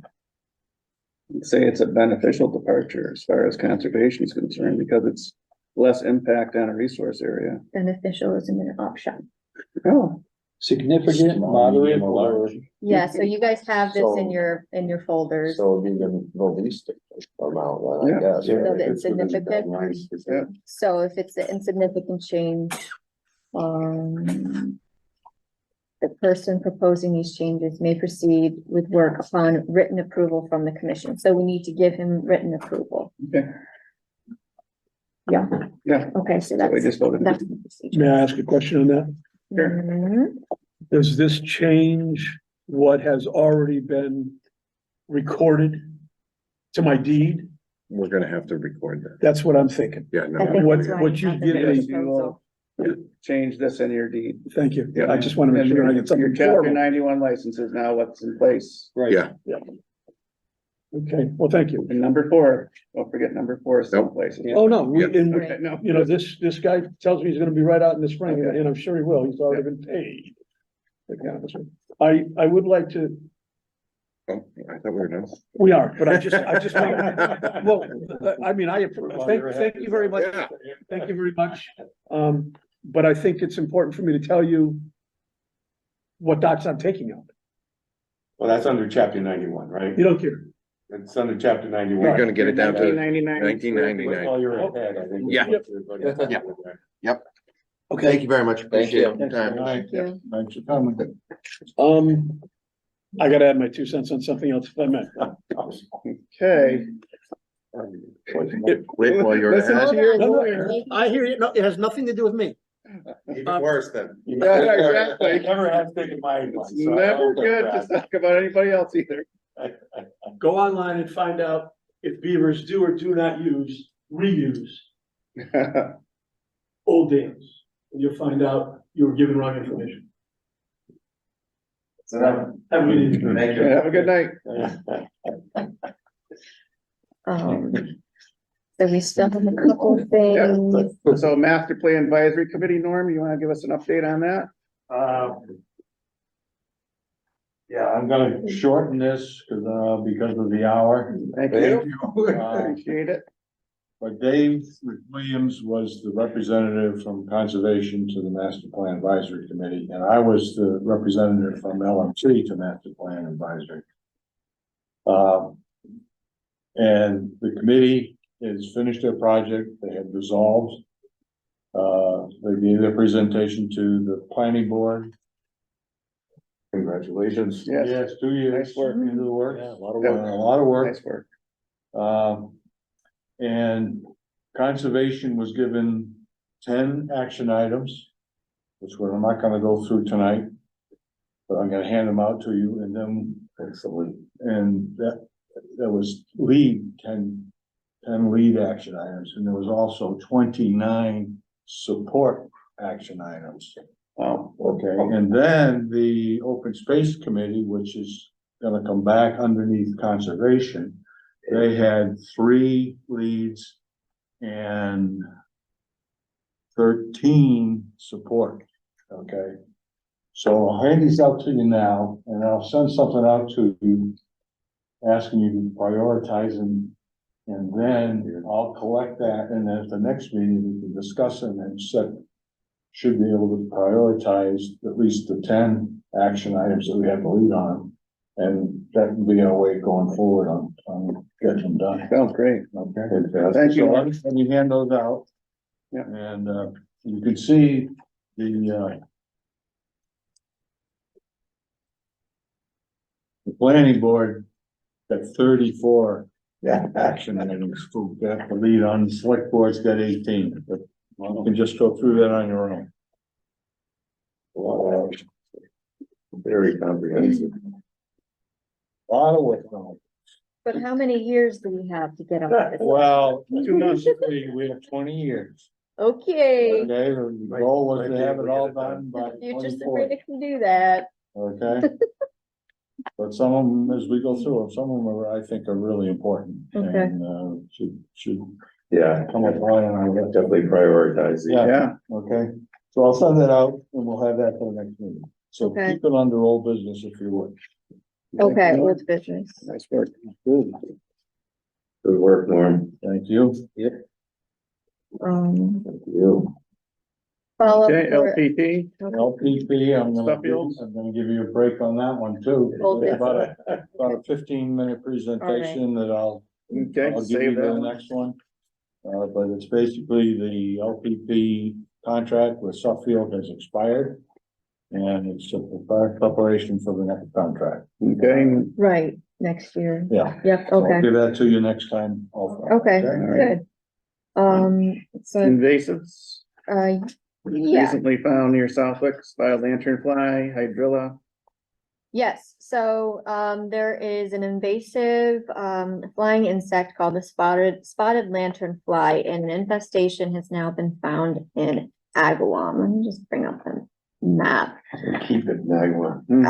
Right, so this is kind of why I wanna present this, I have asked, I've already had educational materials here at the town hall for this. But, we are running low, so I asked MDR for some more. So spotted. I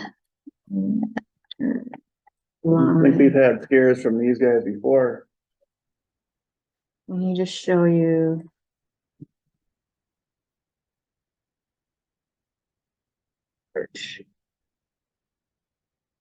Let me just Google.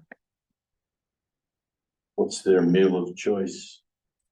Tree of Heaven, which actually is another invasive, but they are not too picky. So part of the reason why this is kind of bad for Southwick is we're an agricultural town, and a lot of the choice of food are crops, like I wrote this down here: peach, plum, cherry, apricot, grape. So unfortunately, it could be kind of an issue if it does come here, kind of unmanaged.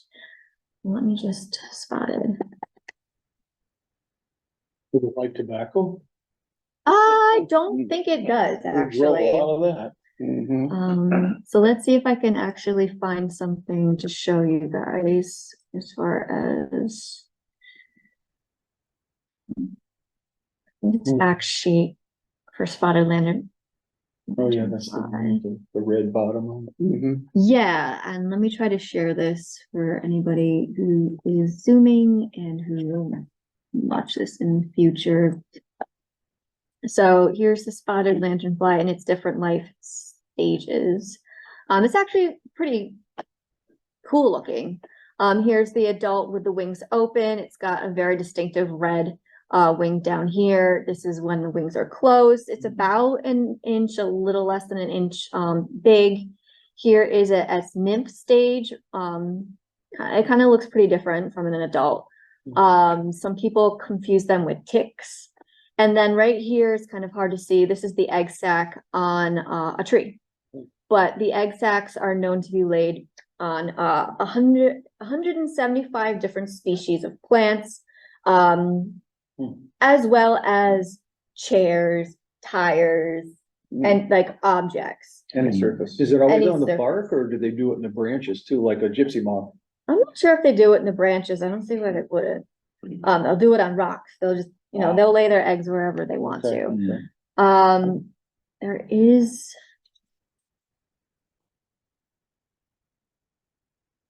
If somebody does think they spot a spotted lanternfly, it is suggested by the Massachusetts Department of Agricultural Resources to take a picture of it, kill it, and then report it. And then the reporting would be here on the website. So they'll ask you to go through, again, some more IDs. They'll ask you to go through a survey right here. You can upload the photos and then you'll send the report and MDR will look at them. I wish I could find the map just to show you, because it's Agawam, West Springfield, and Springfield. I think that they found infestations. Yeah. So it's coming. Yeah. Spotted lanternfly is coming. I can swear I've seen the closed wing one myself. Uh-oh. Couldn't tell you where. I hope not. There is some spotted lanternfly training right here if you want to do it. I don't know if anyone wants to do it. That sounds like something I would do. But yeah, that's the resources for that. And pretty soon we'll have some handouts and stuff. I think I'm gonna give the library some like freebies as well. So people coming in, they'll see it. Another unfortunate thing is now the aquatic invasive plant called hydrilla has been discovered on Congamon Lake a couple weeks ago at the south ramp on Middle Pond. So just, oops, I need to stop sharing. Just to cap it, a hydrilla can outcompete native species and as a result replace habitat for sensitive species, including migratory fish. I mentioned migratory fish is because this has basically been crawling up the Connecticut River for the past, I don't know, since 2016, I think it was first saw.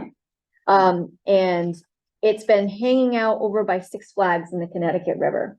So they think that it's possibly the bass fishermen tournaments Bringing it in on that's the boat. bringing it in, because there's a couple other water bodies that are on that tournament list that have it.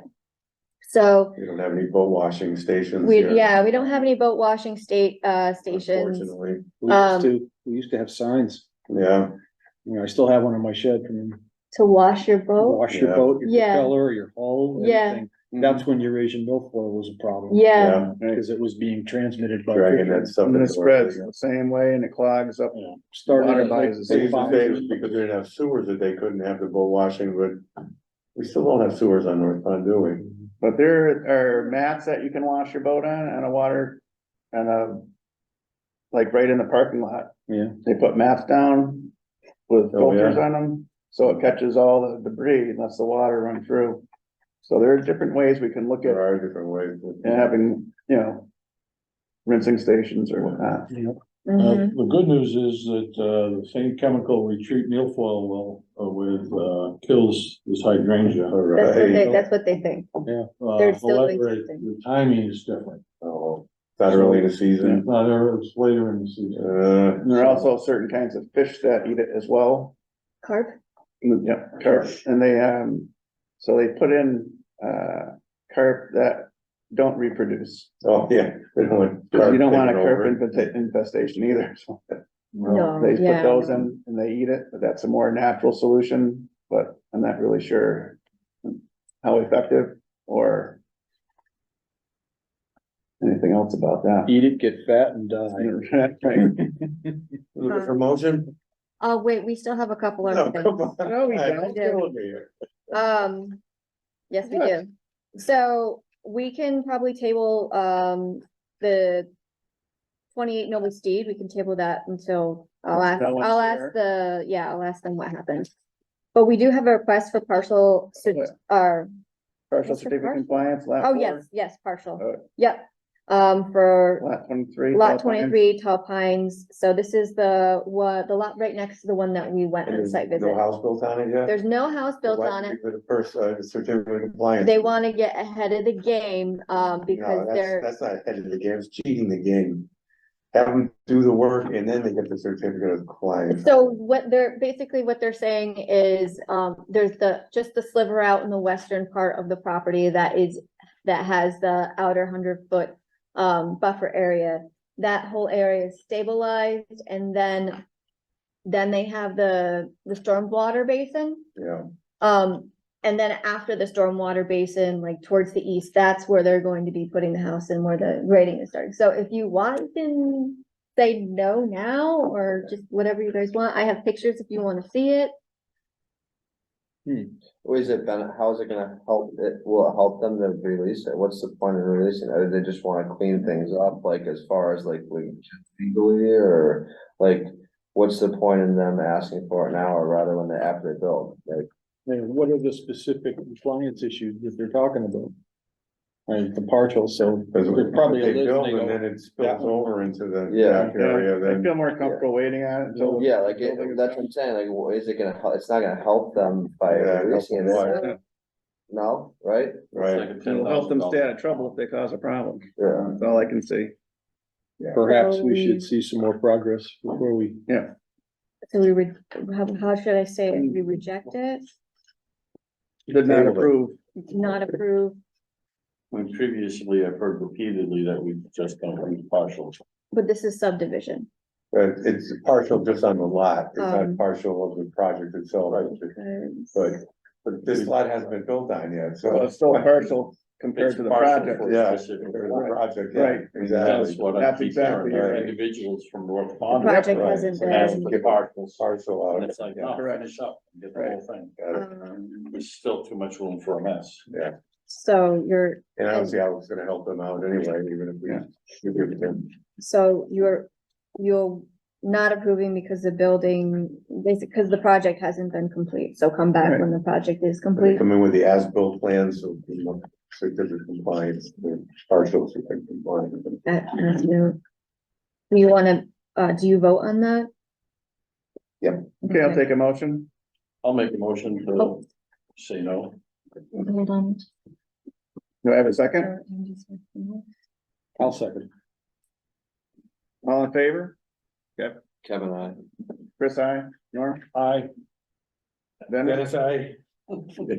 Dennis, do you have anything else you'd like to say tonight? You guys did a great job, I think they did a great job going through all this stuff tonight. I think he was looking Do for. we most spend- of it. Are we ending? Oh, I thought you were making No.